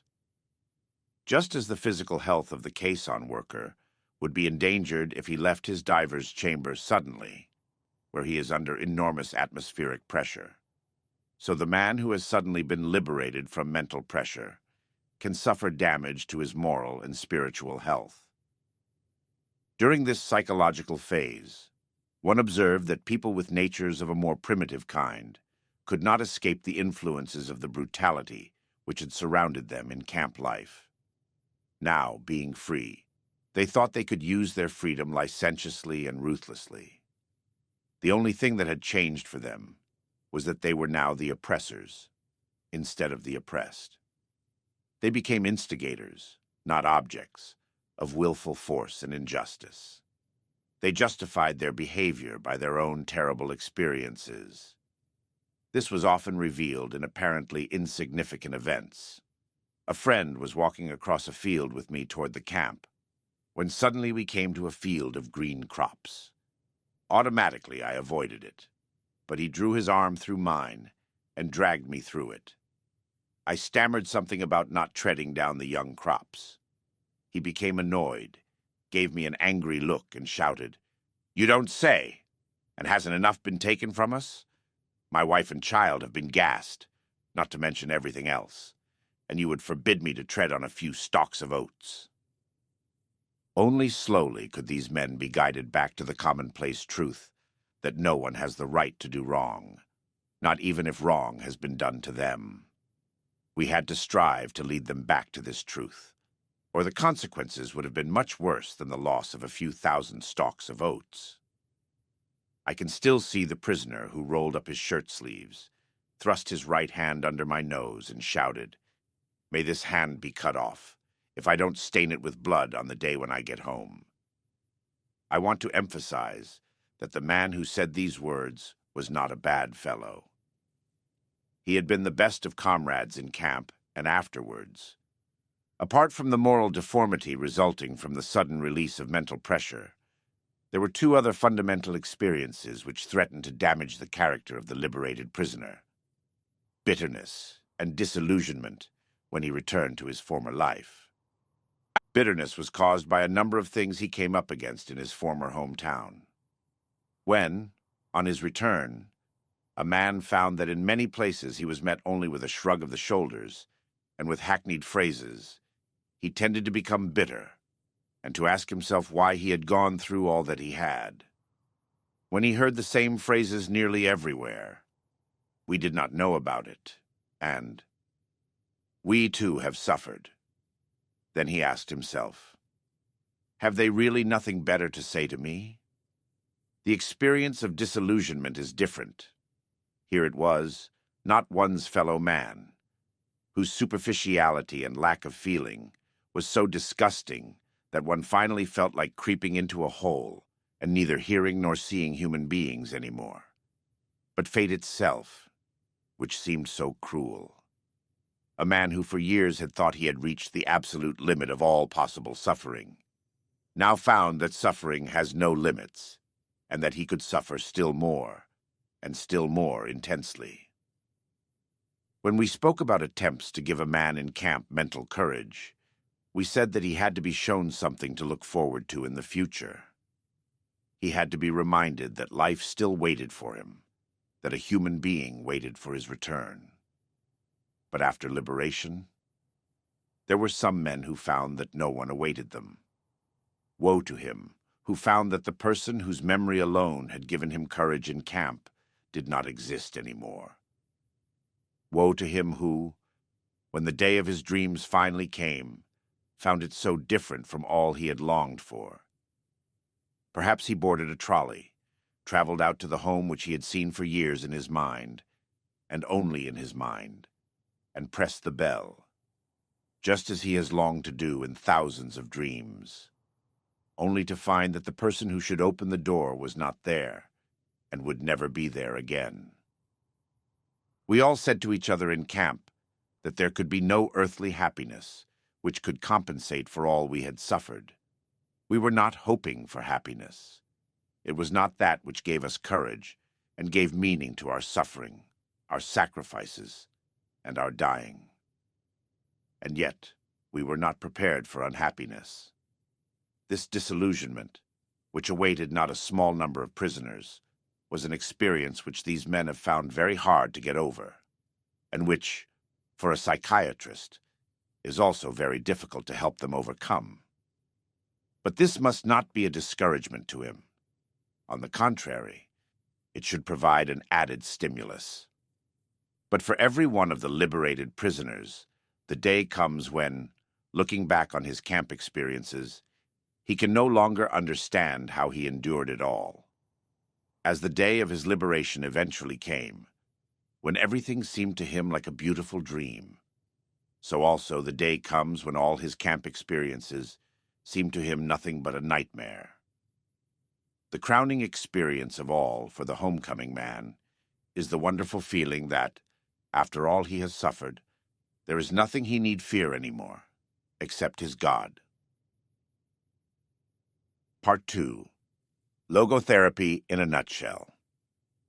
Readers of my short autobiographical story usually ask for a fuller and more direct explanation of my therapeutic doctrine. Accordingly, I added a brief section on logotherapy to the original edition of From Death Camp to Existentialism. But that was not enough, and I have been besieged by requests for a more extended treatment. Therefore, in the present edition, I have completely rewritten and considerably expanded my account. The assignment was not easy. To convey to the reader within a short space all the material which required 20 volumes in German is an almost hopeless task. I am reminded of the American doctor who once turned up in my office in Vienna and asked me, "Now, doctor, are you a psychoanalyst?" Whereupon I replied, "Not exactly a psychoanalyst. Let's say a psychotherapist." Then he continued questioning me. "What school do you stand for?" I answered, "It is my own theory. It is called logotherapy." "Can you tell me in one sentence what is meant by logotherapy?" he asked.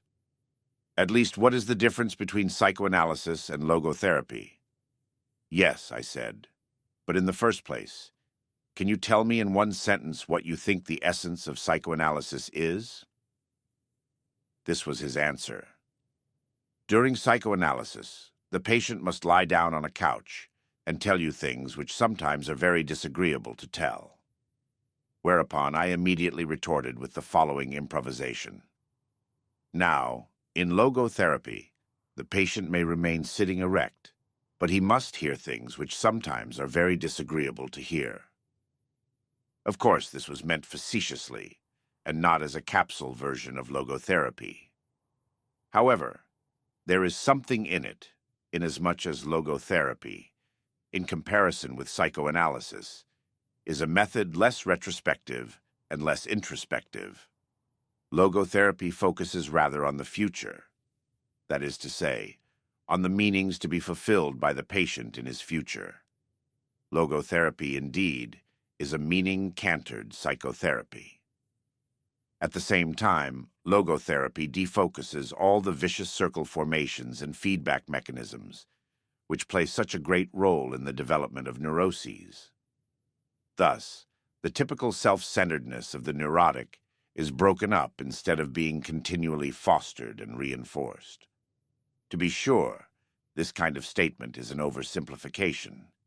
Yet in logotherapy, the patient is actually confronted with and reoriented toward the meaning of his life. And to make him aware of this meaning can contribute much to his ability to overcome his neurosis.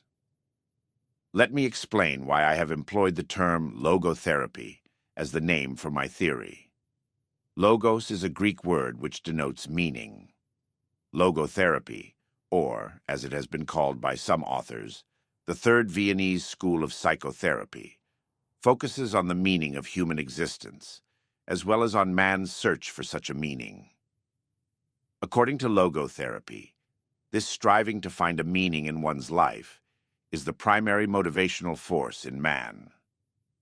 That is why I speak of a will to meaning in contrast to the pleasure principle, or, as we could also term it, the will to pleasure, on which Freudian psychoanalysis is cantered, as well as in contrast to the will to power, on which Adlerian psychology, using the term striving for superiority, is focused. The will to meaning. Man's search for meaning is the primary motivation in his life, and not a secondary rationalization of instinctual drives. This meaning is unique and specific in that it must and can be fulfilled by him alone. Only then does it achieve a significance which will satisfy his own will to meaning.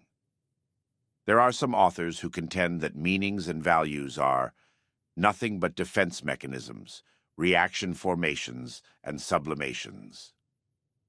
But as for myself, I would not be willing to live merely for the sake of my defense mechanisms, nor would I be ready to die merely for the sake of my reaction formations. Man, however, is able to live and even to die for the sake of his ideals and values. A public opinion poll was conducted a few years ago in France. The results showed that 89% of the people polled admitted that man needs something for the sake of which to live. Moreover, 61% conceded that there was something, or someone, in their own lives for whose sake they were even ready to die. I repeated this poll at my hospital department in Vienna, among both the patients and the personnel, and the outcome was practically the same as among the thousands of people screened in France. The difference was only 2%. Another statistical survey of 7,948 students at 48 colleges was conducted by social scientists from Johns Hopkins University. Their preliminary report is part of a 2-year study sponsored by the National Institute of Mental Health. Asked what they considered very important to them now, 16% of the students checked making a lot of money. 78% said their first goal was finding a purpose and meaning to my life. Of course, there may be some cases in which an individual's concern with values is really a camouflage of hidden inner conflicts, but if so, they represent the exceptions from the rule rather than the rule itself. In these cases, we have actually to deal with pseudo-values, and as such, they have to be unmasked. Unmasking, however, should stop as soon as one is confronted with what is authentic and genuine in man, e.g., man's desire for a life that is as meaningful as possible. If it does not stop then, the only thing that the unmasking psychologist really unmasks is his own hidden motive, namely, his unconscious need to debase and depreciate what is genuinely human in man. Existential frustration. Man's will to meaning can also be frustrated, in which case logotherapy speaks of existential frustration. The term existential may be used in 3 ways, to refer to 1, existence itself, i.e. the specifically human mode of being, 2, the meaning of existence, and 3, the striving to find a concrete meaning in personal existence, that is to say, the will to meaning. Existential frustration can also result in neuroses. For this type of neuroses, logotherapy has coined the term neugenic neuroses, in contrast to neuroses in the traditional sense of the word, i.e., psychogenic neuroses. Neugenic neuroses have their origin not in the psychological, but rather in the noological, from the Greek nous, meaning mind, dimension of human existence. This is another logotherapeutic term, which denotes anything pertaining to the specifically human dimension. Noogenic neuroses. Noogenic neuroses do not emerge from conflicts between drives and instincts, but rather from existential problems. Among such problems, the frustration of the will to meaning plays a large role. It is obvious that in neurogenic cases, the appropriate and adequate therapy is not psychotherapy in general, but rather logotherapy. A therapy, that is, which dares to enter the specifically human dimension. Let me quote the following instance. A high-ranking American diplomat came to my office in Vienna in order to continue psychoanalytic treatment, which he had begun 5 years previously with an analyst in New York. At the outset, I asked him why he thought he should be analyzed, why his analysis had been started in the first place. It turned out that the patient was discontented with his career and found it most difficult to comply with American foreign policy. His analyst, however, had told him again and again that he should try to reconcile himself with his father, because the government of the U.S. as well as his superiors were nothing but father images, and consequently, his dissatisfaction with his job was due to the hatred he unconsciously harbored toward his father. Through an analysis lasting 5 years, the patient had been prompted more and more to accept his analyst's interpretations, until he finally was unable to see the forest of reality for the trees of symbols and images. After a few interviews, It was clear that his will to meaning was frustrated by his vocation, and he actually longed to be engaged in some other kind of work. As there was no reason for not giving up his profession and embarking on a different one, he did so with most gratifying results. He has remained contented in this new occupation for over 5 years, as he recently reported. I doubt that in this case, I was dealing with a neurotic condition at all, and that is why I thought that he did not need any psychotherapy, nor even logotherapy, for the simple reason that he was not actually a patient. Not every conflict is necessarily neurotic. Some amount of conflict is normal and healthy. In a similar sense, suffering is not always a pathological phenomenon. Rather than being a symptom of neurosis, suffering may well be a human achievement, especially if the suffering grows out of existential frustration. I would strictly deny that one's search for a meaning to his existence, or even his doubt of it, in every case is derived from, or results in, any disease. Existential frustration is in itself neither pathological nor pathogenic. A man's concern, even his despair, over the worthwhileness of life is an existential distress, but by no means a mental disease.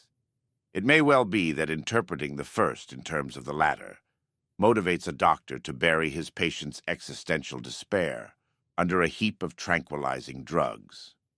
It is his task, rather, to pilot the patient through his existential crises of growth and development. Logotherapy regards its assignment as that of assisting the patient to find meaning in his life. Inasmuch as logotherapy makes him aware of the hidden logos of his existence, it is an analytical process. To this extent, logotherapy resembles psychoanalysis.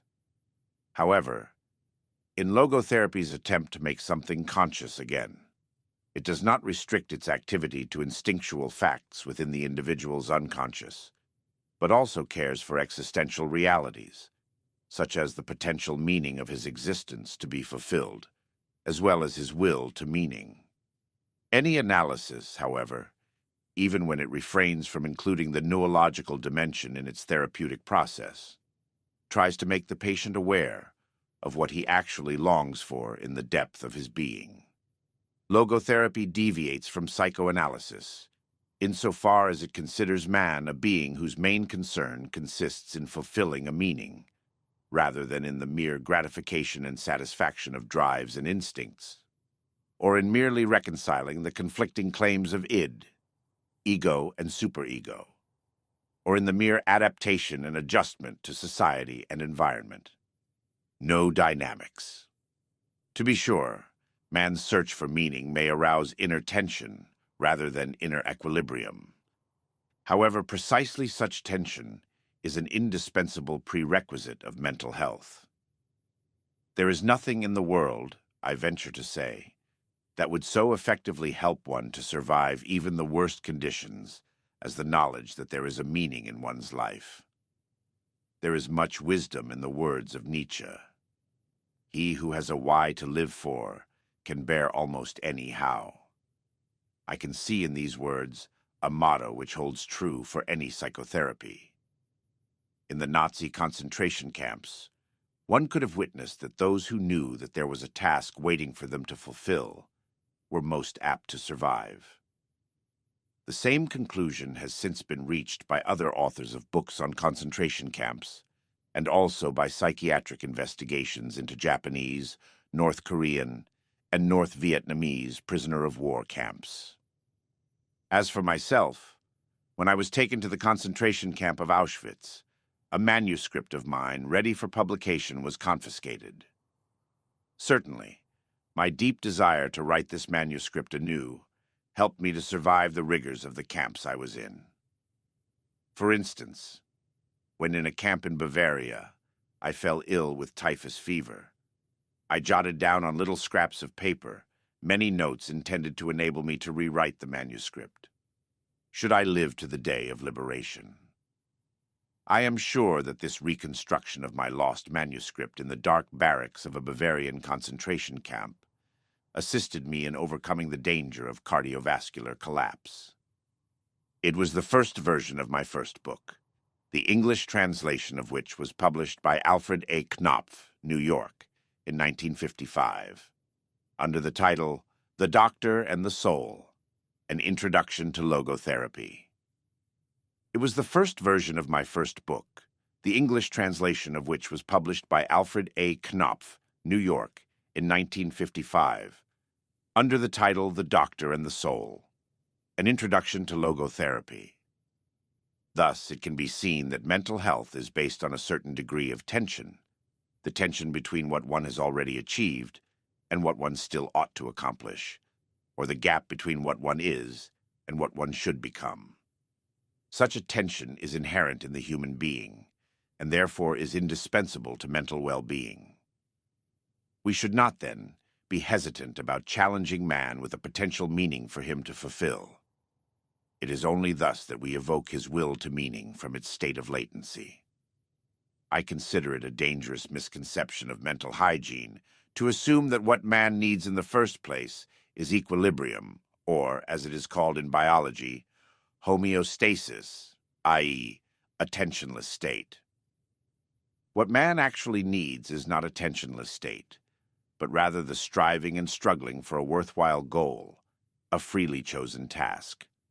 What he needs is not the discharge of tension at any cost, but the call of a potential meaning waiting to be fulfilled by him. What man needs is not homeostasis, but what I call nod dynamics, i.e., the existential dynamics in a polar field of tension, where one pole is represented by a meaning that is to be fulfilled, and the other pole by the man who has to fulfill it. And one should not think that this holds true only for normal conditions.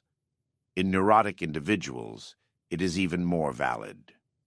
If architects want to strengthen a decrepit arch, they increase the load which is laid upon it, for thereby the parts are joined more firmly together.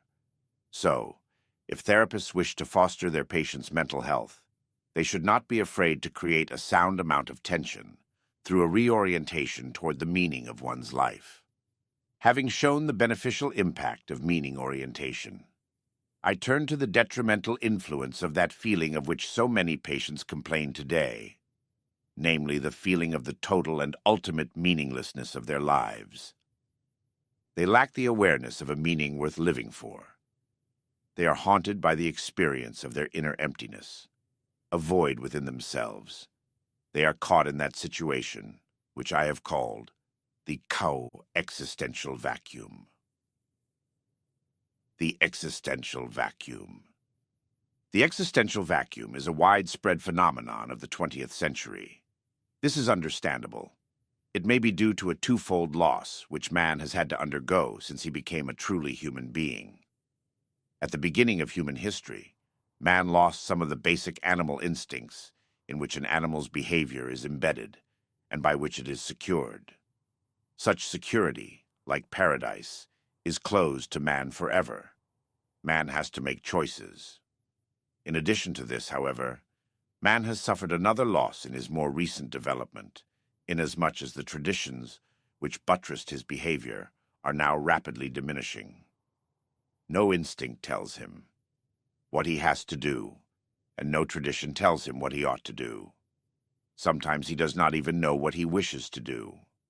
Instead, he either wishes to do what other people do, conformism, or he does what other people wish him to do, totalitarianism. A statistical survey recently revealed that among my European students, 25% showed a more or less marked degree of existential vacuum. Among my American students, it was not 25, but 60%. The existential vacuum manifests itself mainly in a state of boredom. Now we can understand Schopenhauer when he said that mankind was apparently doomed to vacillate eternally between the two extremes of distress and boredom. In actual fact, boredom is now causing, and certainly bringing to psychiatrists, more problems to solve than distress. And these problems are growing increasingly crucial, for progressive automation will probably lead to an enormous increase in the leisure hours available to the average worker. The pity of it is that many of these will not know what to do with all their newly acquired free time. Let us consider, for instance, Sunday neurosis, that kind of depression which afflicts people who become aware of the lack of content in their lives when the rush of the busy week is over and the void within themselves becomes manifest. Not a few cases of suicide can be traced back to this existential vacuum. Such widespread phenomena as depression, aggression, and addiction are not understandable unless we recognize the existential vacuum underlying them. This is also true of the crises of pensioners and aging people. Moreover, there are various masks and guises under which the existential vacuum appears. Sometimes the frustrated will to meaning is vicariously compensated for by a will to power, including the most primitive form of the will to power, the will to money. In other cases, the place of frustrated will to meaning is taken by the will to pleasure. That is why existential frustration often eventuates in sexual compensation. We can observe in such cases that the sexual libido becomes rampant in the existential vacuum. An analogous event occurs in neurotic cases.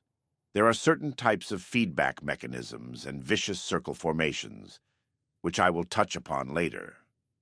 One can observe again and again, however, that this symptomatology has invaded an existential vacuum, wherein it then continues to flourish. In such patients, what we have to deal with is not a neurogenic neurosis. However, we will never succeed in having the patient overcome his condition if we have not supplemented the psychotherapeutic treatment with logotherapy. For by filling the existential vacuum, the patient will be prevented from suffering further relapses. Therefore, logotherapy is indicated not only in neurogenic cases, as pointed out above, but also in psychogenic cases, and sometimes even the somatogenic pseudo-neuroses. Viewed in this light, a statement once made by Magda B. Arnold is justified. Every therapy must in some way, no matter how restricted, also be logotherapy. Let us now consider what we can do if a patient asks what the meaning of his life is. The meaning of life. I doubt whether a doctor can answer this question in general terms. For the meaning of life differs from man to man, from day to day, and from hour to hour. What matters, therefore, is not the meaning of life in general, but rather the specific meaning of a person's life at a given moment. To put the question in general terms would be comparable to the question posed to a chess champion. Tell me, master, what is the best move in the world? There simply is no such thing as the best, or even a good move, apart from a particular situation in a game and the particular personality of one's opponent. The same holds for human existence. One should not search for an abstract meaning of life. Everyone has his own specific vocation or mission in life to carry out a concrete assignment which demands fulfillment. Therein he cannot be replaced, nor can his life be repeated. Thus, everyone's task is as unique as is his specific opportunity to implement it. As each situation in life represents a challenge to man and presents a problem for him to solve, the question of the meaning of life may actually be reversed. Ultimately, man should not ask what the meaning of his life is, but rather, he must recognize that it is he who is asked. In a word, each man is questioned by life, and he can only answer to life by answering for his own life. To life he can only respond by being responsible. Thus, logotherapy sees in responsibleness the very essence of human existence. The essence of existence. This emphasis on responsibleness is reflected in the categorical imperative of logotherapy, which is, live as if you were living already for the second time, and as if you had acted the first time as wrongly as you are about to act now. It seems to me that there is nothing which would stimulate a man's sense of responsibleness more than this maxim, which invites him to imagine first that the present is past, and second, that the past may yet be changed and amended. Such a precept confronts him with life's finiteness, as well as the finality of what he makes out of both his life and himself. Logotherapy tries to make the patient fully aware of his own responsibleness. Therefore, it must leave to him the option for what, or to whom he understands himself to be responsible. That is why a logotherapist is the least tempted of all psychotherapists to impose value judgments on his patients, for he will never permit the patient to pass to the doctor the responsibility of judging. It is, therefore, up to the patient to decide whether he should interpret his life task as being responsible to society or to his own conscience. There are people, however, who do not interpret their own lives merely in terms of a task assigned to them, but also in terms of the taskmaster who has assigned it to them. Logotherapy is neither teaching nor preaching. It is as far removed from logical reasoning as it is from moral exhortation. To put it figuratively, the role played by a logotherapist is that of an eye specialist rather than that of a painter. A painter tries to convey to us a picture of the world as he sees it. An ophthalmologist tries to enable us to see the world as it really is. The logotherapist's role consists of widening and broadening the visual field of the patient so that the whole spectrum of potential meaning becomes conscious and visible to him. By declaring that man is responsible and must actualize the potential meaning of his life, I wish to stress that the true meaning of life is to be discovered in the world rather than within man or his own psyche, as though it were a closed system. I have termed this constitutive characteristic the self-transcendence of human existence. It denotes the fact that being human always points and is directed to something or someone other than oneself, be it a meaning to fulfill or another human being to encounter. The more one forgets himself by giving himself to a cause to serve or another person to love, the more human he is and the more he actualizes himself. What is called self-actualization is not an attainable aim at all, for the simple reason that the more one would strive for it, the more he would miss it. In other words, self-actualization is possible only as a side effect of self-transcendence. Thus far, we have shown that the meaning of life always changes, but that it never ceases to be.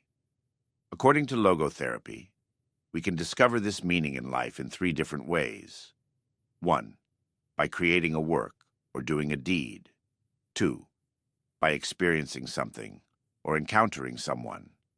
And 3. By the attitude we take toward unavoidable suffering.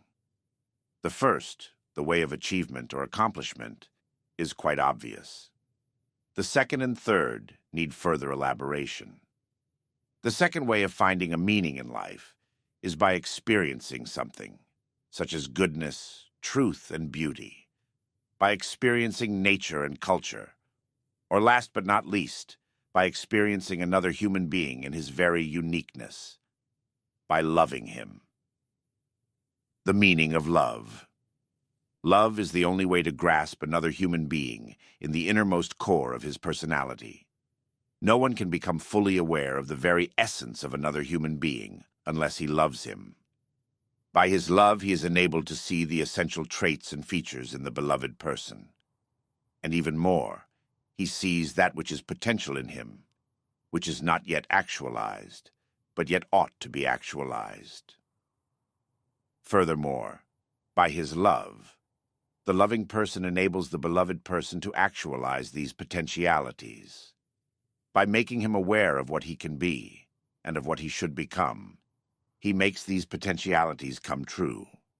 In logotherapy, love is not interpreted as a mere epiphenomenon of sexual drives and instincts in the sense of a so-called sublimation. Love is as primary a phenomenon as sex. Normally, sex is a mode of expression for love. Sex is justified, even sanctified, as soon as, but only as long as, it is a vehicle of love. Thus, love is not understood as a mere side effect of sex. Rather, sex is a way of expressing the experience of that ultimate togetherness which is called love. The third way of finding a meaning in life is by suffering, the meaning of suffering. We must never forget that we may also find meaning in life, even when confronted with a hopeless situation, when facing a fate that cannot be changed. For what then matters is to bear witness to the uniquely human potential at its best, which is to transform a personal tragedy into a triumph, to turn one's predicament into a human achievement. When we are no longer able to change a situation, just think of an incurable disease such as inoperable cancer, we are challenged to change ourselves. Let me cite a clear-cut example. Once, an elderly general practitioner consulted me because of his severe depression. He could not overcome the loss of his wife, who had died 2 years before, and whom he had loved above all else. Now, how could I help him? What should I tell him? Well, I refrained from telling him anything, but instead confronted him with the question, "What would have happened, doctor, if you had died first, and your wife would have had to survive you?"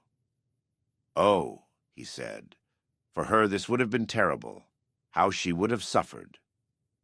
Whereupon I replied, "You see, doctor, such a suffering has been spared her, and it was you who have spared her this suffering, to be sure, at the price that now you have to survive and mourn her." He said no word, but shook my hand, and calmly left my office. In some way, suffering ceases to be suffering at the moment it finds a meaning, such as the meaning of a sacrifice. Of course, this was no therapy in the proper sense, since first, his despair was no disease, and second, I could not change his fate. I could not revive his wife. But in that moment, I did succeed in changing his attitude toward his unalterable fate, inasmuch as from that time on, he could at least see a meaning in his suffering. It is one of the basic tenets of logotherapy that man's main concern is not to gain pleasure or to avoid pain, but rather to see a meaning in his life. That is why man is even ready to suffer, on the condition, to be sure, that his suffering has a meaning. But let me make it perfectly clear that in no way is suffering necessary to find meaning. I only insist that meaning is possible even in spite of suffering, provided, certainly, that the suffering is unavoidable. If it were avoidable, however, the meaningful thing to do would be to remove its cause, be it psychological, biological, or political. To suffer unnecessarily is masochistic, rather than heroic.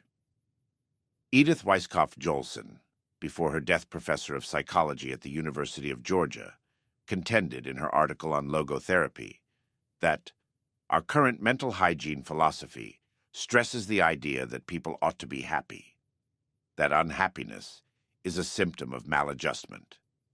Such a value system might be responsible for the fact that the burden of unavoidable unhappiness is increased by unhappiness about being unhappy. And in another paper, she expressed the hope that logotherapy may help counteract certain unhealthy trends in the present-day culture of the United States, where the incurable sufferer is given very little opportunity to be proud of his suffering, and to consider it ennobling rather than degrading, so that he is not only unhappy, but also ashamed of being unhappy. There are situations in which one is cut off from the opportunity to do one's work or to enjoy one's life, but what never can be ruled out is the unavoidability of suffering. In accepting this challenge to suffer bravely, life has a meaning up to the last moment, and it retains this meaning literally to the end. In other words, life's meaning is an unconditional one, for it even includes the potential meaning of unavoidable suffering. Let me recall that which was perhaps the deepest experience I had in the concentration camp. The odds of surviving the camp were no more than 1 in 28, as can easily be verified by exact statistics. It did not even seem possible, let alone probable, that the manuscript of my first book, which I had hidden in my coat when I arrived at Auschwitz, would ever be rescued. Thus, I had to undergo and to overcome the loss of my mental child. And now it seemed as if nothing and no one would survive me, neither a physical nor a mental child of my own. So I found myself confronted with the question whether under such circumstances my life was ultimately void of any meaning. Not yet did I notice that an answer to this question, with which I was wrestling so passionately, was already in store for me, and that soon thereafter this answer would be given to me. This was the case when I had to surrender my clothes, and in turn inherited the worn-out rags of an inmate who had already been sent to the gas chamber immediately after his arrival at the Auschwitz railway station. Instead of the many pages of my manuscript, I found in a pocket of the newly acquired coat one single page torn out of a Hebrew prayer book containing the most important Jewish prayer, Shema Yisrael. How should I have interpreted such a coincidence, other than as a challenge to live my thoughts instead of merely putting them on paper? A bit later, I remember, it seemed to me that I would die in the near future. In this critical situation, however, my concern was different from that of most of my comrades. Their question was, will we survive the camp? For if not, all this suffering has no meaning. The question which beset me was, has all this suffering, this dying around us, a meaning? For if not, then ultimately there is no meaning to survival. For a life whose meaning depends upon such a happenstance, as whether one escapes or not, ultimately would not be worth living at all. Metaclinical problems. More and more, a psychiatrist is approached today by patients who confront him with human problems, rather than neurotic symptoms.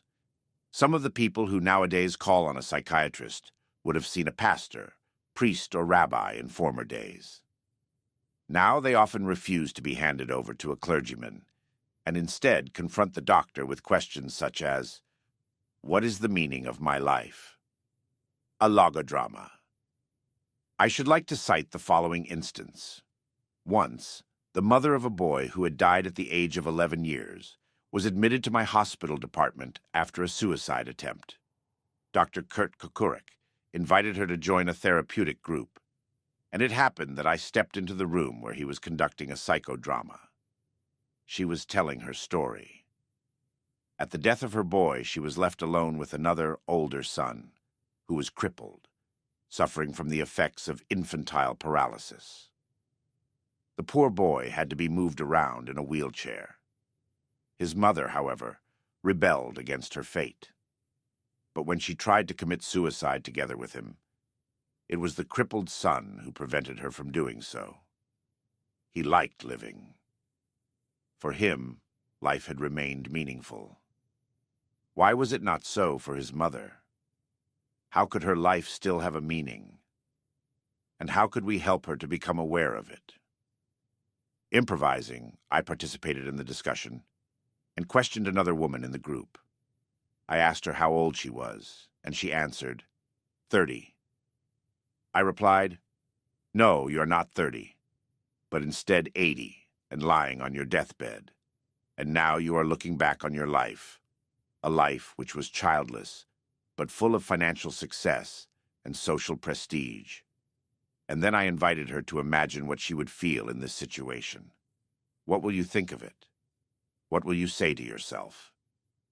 Let me quote what she actually said from a tape which was recorded during that session. Oh, I married a millionaire. I had an easy life full of wealth, and I lived it up. I flirted with men. I teased them. But now I am 80. I have no children of my own. Looking back as an old woman, I cannot see what all that was for. Actually, I must say, my life was a failure. I then invited the mother of the handicapped son to imagine herself similarly looking back over her life. Let us listen to what she had to say as recorded on the tape. I wish to have children, and this wish has been granted to me. One boy died. The other, however, the crippled one, would have been sent to an institution if I had not taken over his care. Though he is crippled and helpless, he is after all my boy. And so I have made a fuller life possible for him. I have made a better human being out of my son. At this moment, there was an outburst of tears and crying, she continued. As for myself, I can look back peacefully on my life, for I can say my life was full of meaning, and I have tried hard to fulfill it. I have done my best. I have done the best for my son. My life was no failure. Viewing her life as if from her deathbed, she had suddenly been able to see a meaning in it, a meaning which even included all of her sufferings. By the same token, however, it had become clear as well that a life of short duration, like that, for example, of her dead boy, could be so rich in joy and love that it could contain more meaning than a life lasting 80 years. After a while, I proceeded to another question, this time addressing myself to the whole group. The question was whether an ape, which was being used to develop poliomyelitis serum, and for this reason punctured again and again, would ever be able to grasp the meaning of its suffering. Unanimously, the group replied that of course it would not. With its limited intelligence, it could not enter into the world of man, i.e., the only world in which the meaning of its suffering would be understandable. Then I pushed forward with the following question. And what about man? Are you sure that the human world is a terminal point in the evolution of the cosmos? Is it not conceivable that there is still another dimension, a world beyond man's world, a world in which the question of an ultimate meaning of human suffering would find an answer? The super meaning. This ultimate meaning necessarily exceeds and surpasses the finite intellectual capacities of man. In logotherapy, we speak in this context of a super meaning.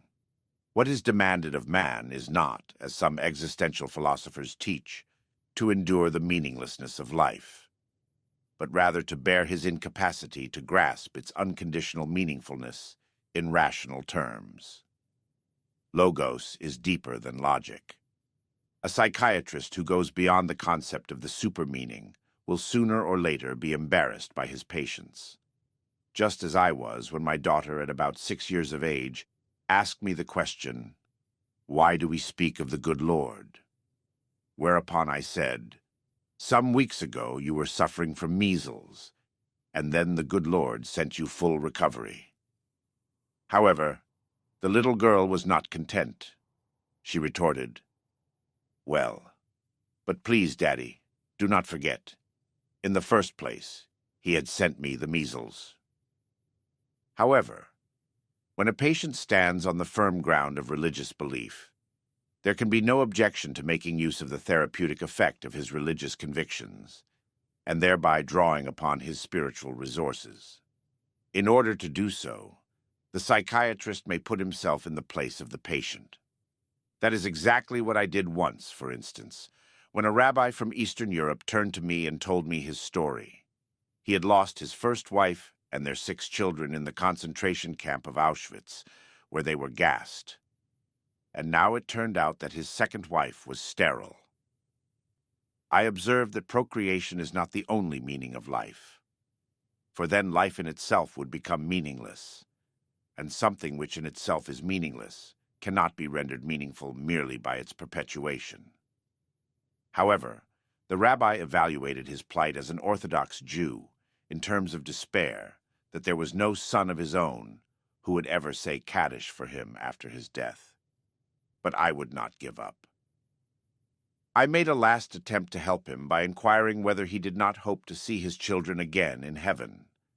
However, My question was followed by an outburst of tears, and now the true reason for his despair came to the fore.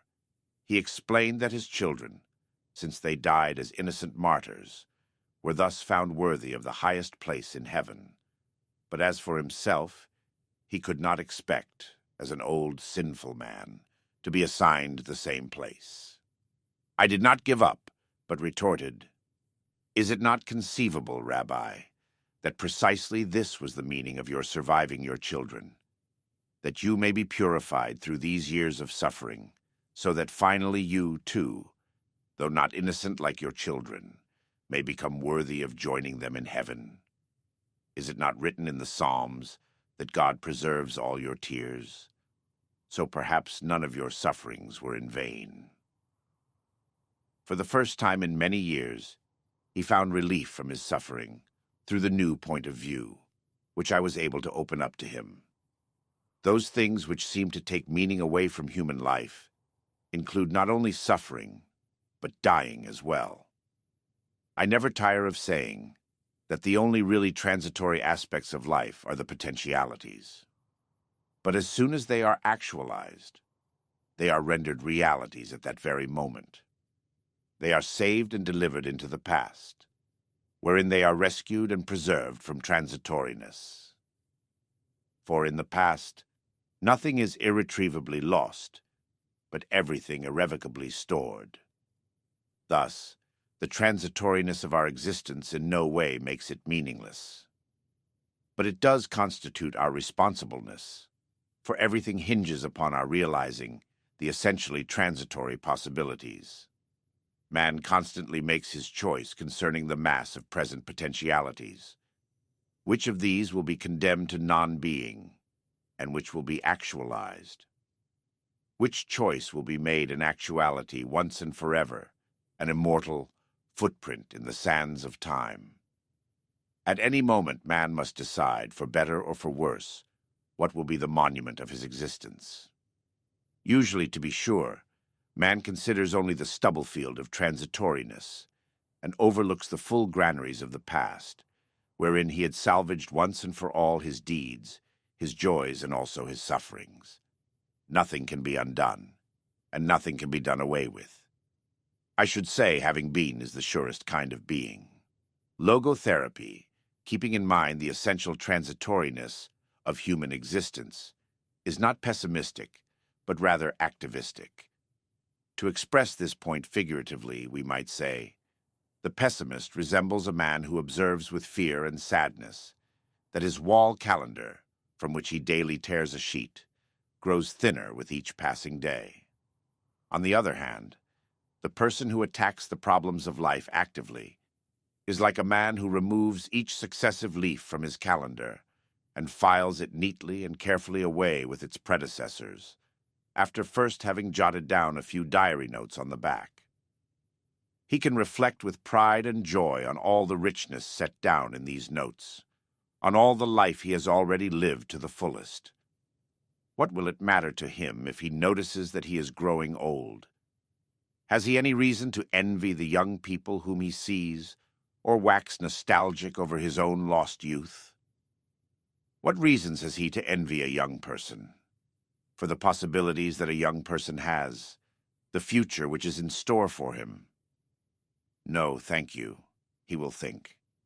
Instead of possibilities, I have realities in my past.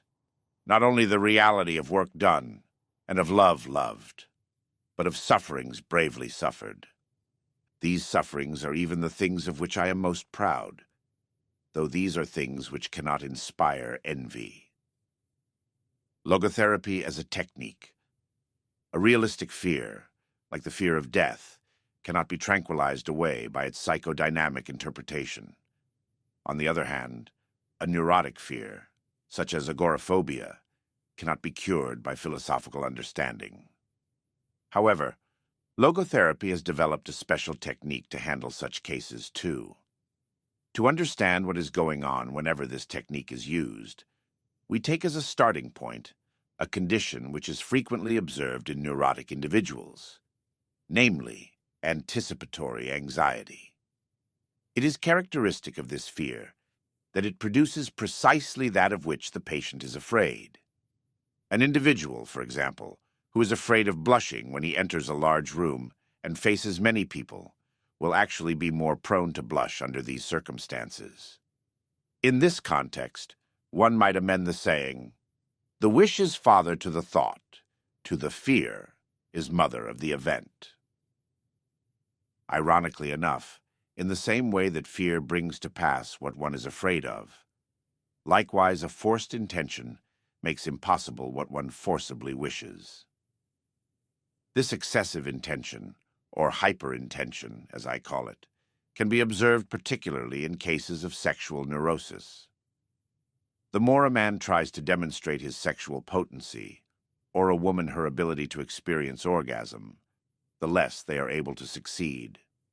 Pleasure is, and must remain, a side effect or byproduct, and is destroyed and spoiled to the degree to which it is made a goal in itself. In addition to excessive intention as described above, excessive attention, or hyperreflection, as it is called in logotherapy, may also be pathogenic, that is, lead to sickness. The following clinical report will indicate what I mean. A young woman came to me complaining of being frigid. The case history showed that in her childhood she had been sexually abused by her father. However, it had not been this traumatic experience in itself, which had eventuated in her sexual neurosis, as could easily be evidenced. For it turned out that, through reading popular psychoanalytic literature, the patient had lived constantly with the fearful expectation of the toll which her traumatic experience would someday take.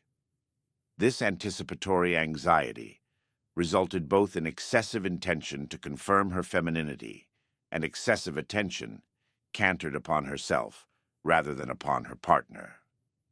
This was enough to incapacitate the patient for the peak experience of sexual pleasure, since the orgasm was made an object of intention and an object of attention as well, instead of remaining an unintended effect of unreflected dedication and surrender to the partner. After undergoing short-term logotherapy, the patient's excessive attention and intention of her ability to experience orgasm had been de-reflected, to introduce another logotherapeutic term. When her attention was refocused toward the proper object, i.e., the partner, orgasm established itself spontaneously. Logotherapy bases its technique called paradoxical intention on the twofold fact that fear brings about that which one is afraid of, and that hyperintention makes impossible what one wishes. In German, I described paradoxical intention as early as 1939. In this approach, the phobic patient is invited to intend, even if only for a moment, precisely that which he fears. Let me recall a case. A young physician consulted me because of his fear of perspiring. Whenever he expected an outbreak of perspiration, this anticipatory anxiety was enough to precipitate excessive sweating. In order to cut this circle formation, I advised the patient, in the event that sweating should recur, to resolve deliberately to show people how much he could sweat. A week later, he returned to report that whenever he met anyone who triggered his anticipatory anxiety, he said to himself, "I only sweated out a quart before, but now I'm going to pour at least 10 quarts." The result was that, after suffering from his phobia for 4 years, he was able, after a single session, to free himself permanently of it within 1 week. The reader will note that this procedure consists of a reversal of the patient's attitude, inasmuch as his fear is replaced by a paradoxical wish. By this treatment, the wind is taken out of the sails of the anxiety. Such a procedure, however, must make use of the specifically human capacity for self-detachment inherent in a sense of humor. This basic capacity to detach one from oneself is actualized whenever the logotherapeutic technique called paradoxical intention is applied. At the same time, the patient is enabled to put himself at a distance from his own neurosis.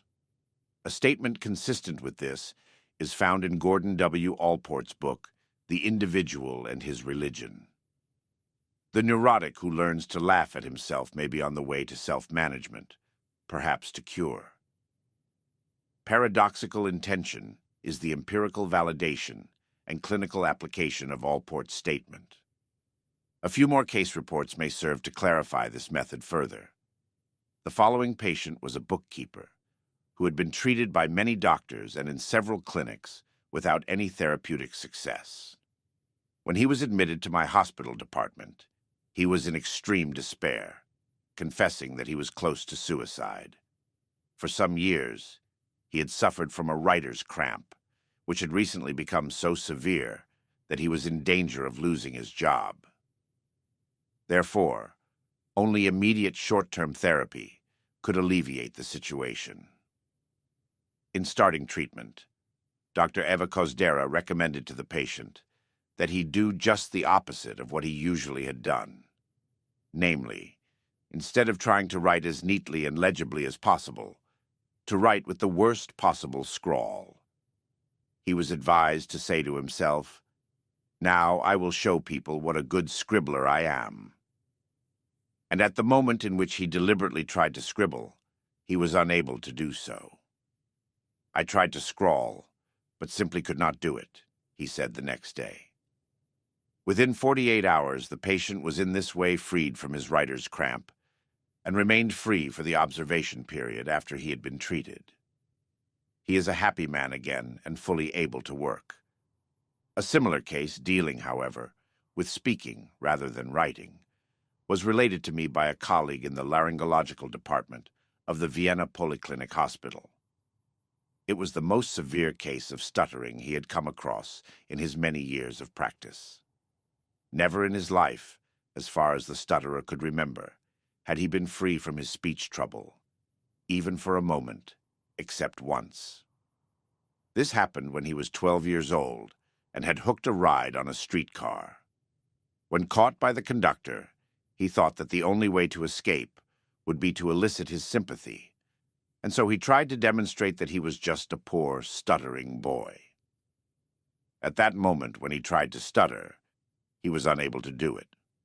Without meaning to, he had practiced paradoxical intention, though not for therapeutic purposes. However, this presentation should not leave the impression that paradoxical intention is effective only in monosymptomatic cases. By means of this logotherapeutic technique, my staff at the Vienna Polyclinic Hospital has succeeded in bringing relief, even in obsessive-compulsive neuroses of a most severe degree and duration. I refer, for instance, to a woman 65 years of age who had suffered for 60 years from a washing compulsion. Dr. Eva Kozdera started logotherapeutic treatment by means of paradoxical intention, and 2 months later, the patient was able to lead a normal life. Before admission to the neurological department of the Vienna Polyclinic Hospital, she had confessed, "Life was hell for me." Handicapped by her compulsion and bacteriophobic obsession, she finally remained in bed all day, unable to do any housework. It would not be accurate to say that she is now completely free of symptoms, for an obsession may come to her mind. However, she is able to joke about it, as she says. In short, to apply paradoxical intention. Paradoxical intention can also be applied in cases of sleep disturbance. The fear of sleeplessness results in a hyperintention to fall asleep, which in turn incapacitates the patient to do so. To overcome this particular fear, I usually advise the patient not to try to sleep, but rather to try to do just the opposite, that is, to stay awake as long as possible. In other words, the hyperintention to fall asleep, arising from the anticipatory anxiety of not being able to do so, must be replaced by the paradoxical intention not to fall asleep, which soon will be followed by sleep. Paradoxical intention is no panacea, yet it lends itself as a useful tool in treating obsessive-compulsive and phobic conditions. especially in cases with underlying anticipatory anxiety. Moreover, it is a short-term therapeutic device. However, one should not conclude that such a short-term therapy necessarily results in only temporary therapeutic effects.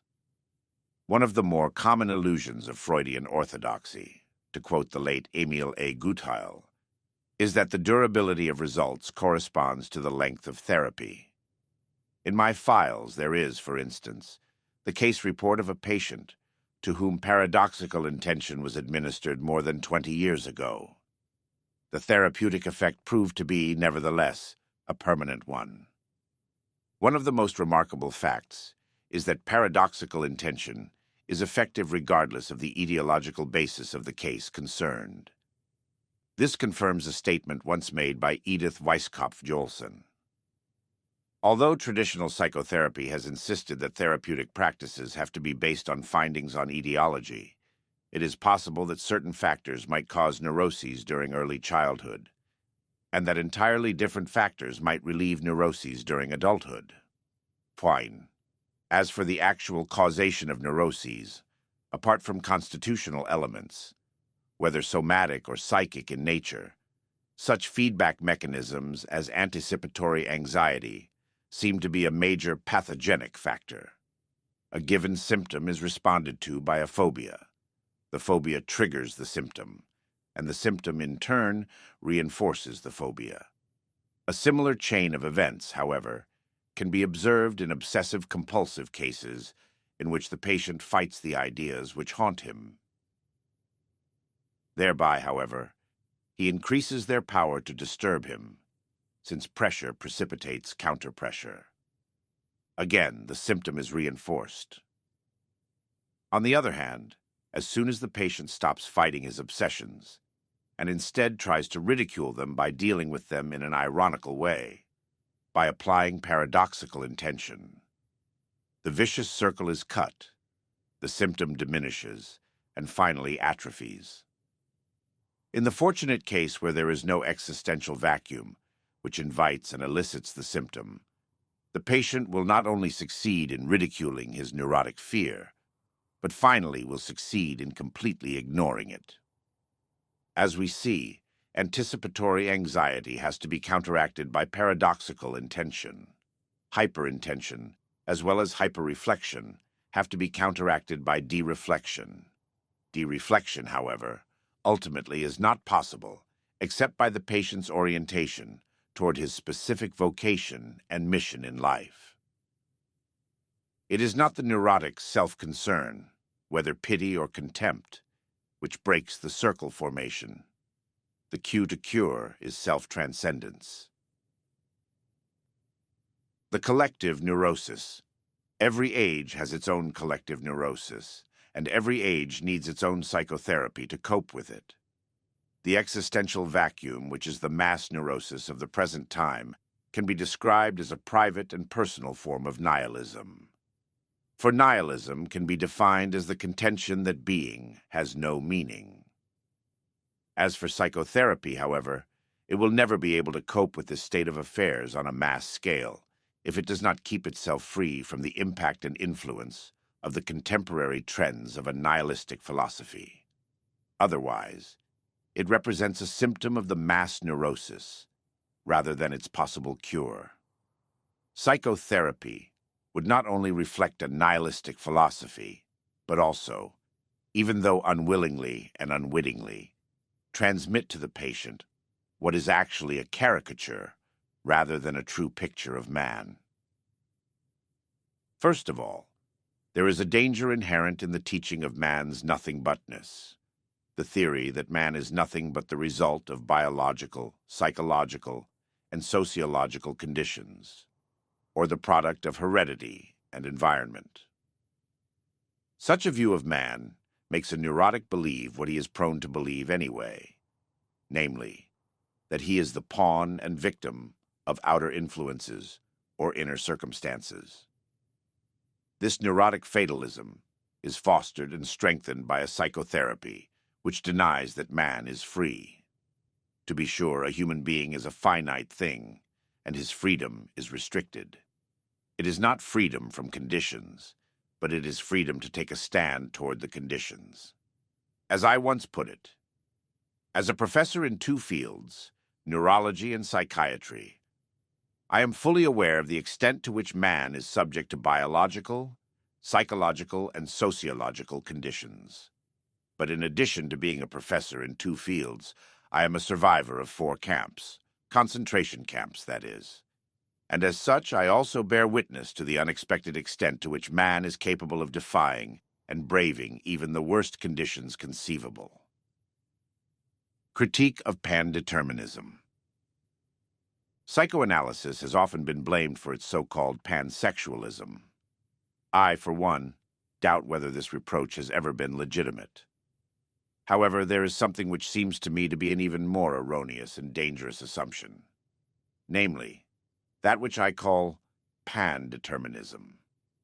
By that I mean the view of man which disregards his capacity to take a stand toward any conditions whatsoever. Man is not fully conditioned and determined, but rather determines himself whether he gives in to conditions or stands up to them. In other words, man is ultimately self-determining. Man does not simply exist, but always decides what his existence will be, what he will become in the next moment. By the same token, every human being has the freedom to change at any instant.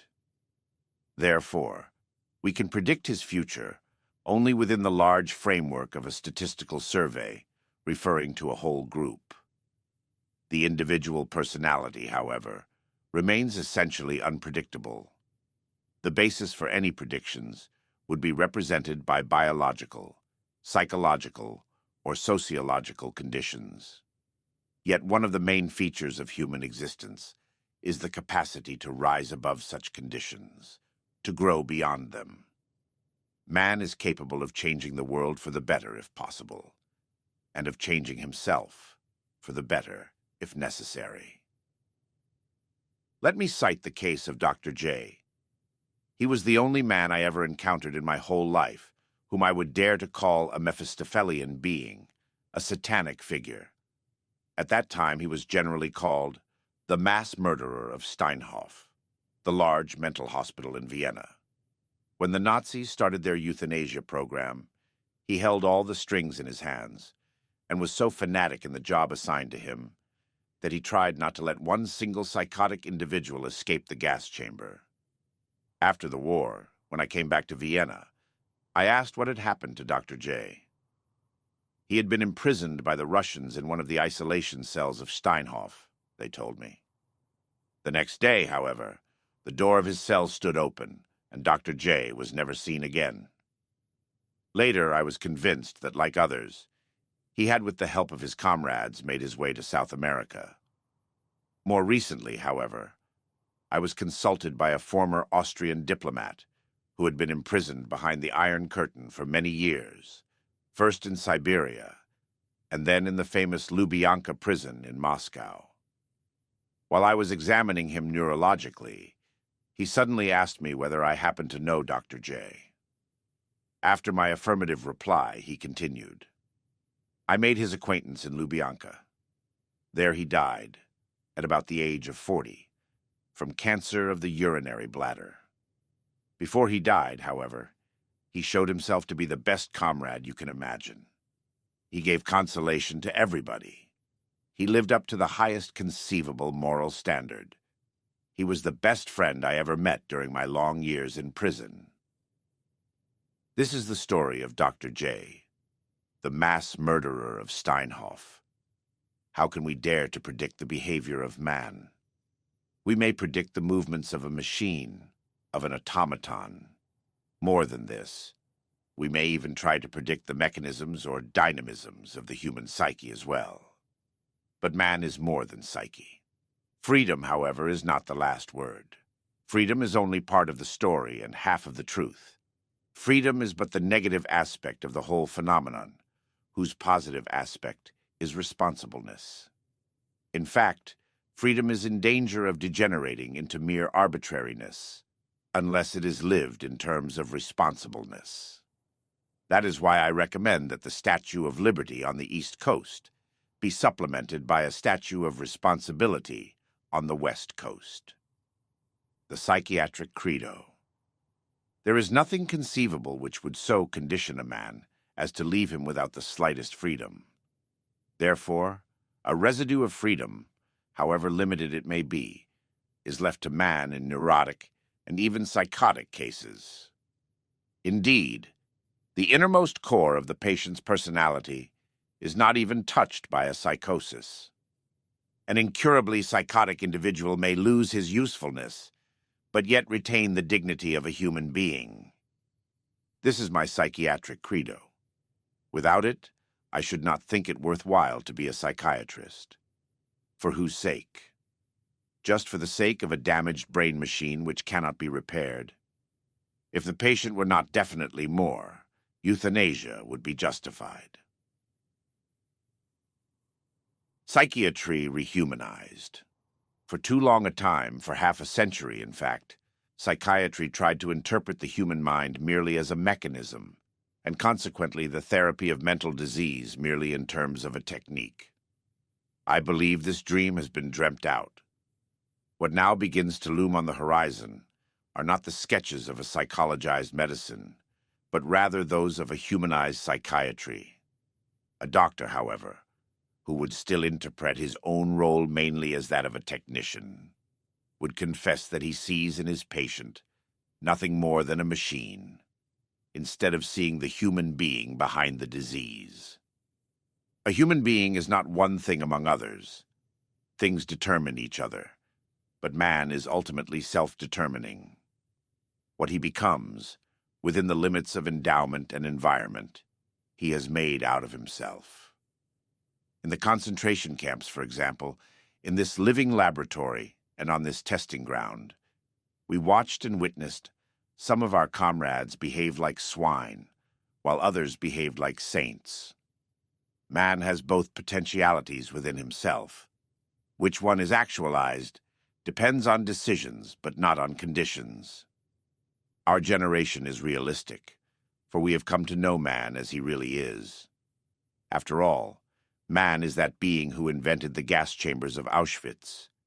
However, he is also that being who entered those gas chambers upright, with the Lord's Prayer or the Shema Yisrael on his lips.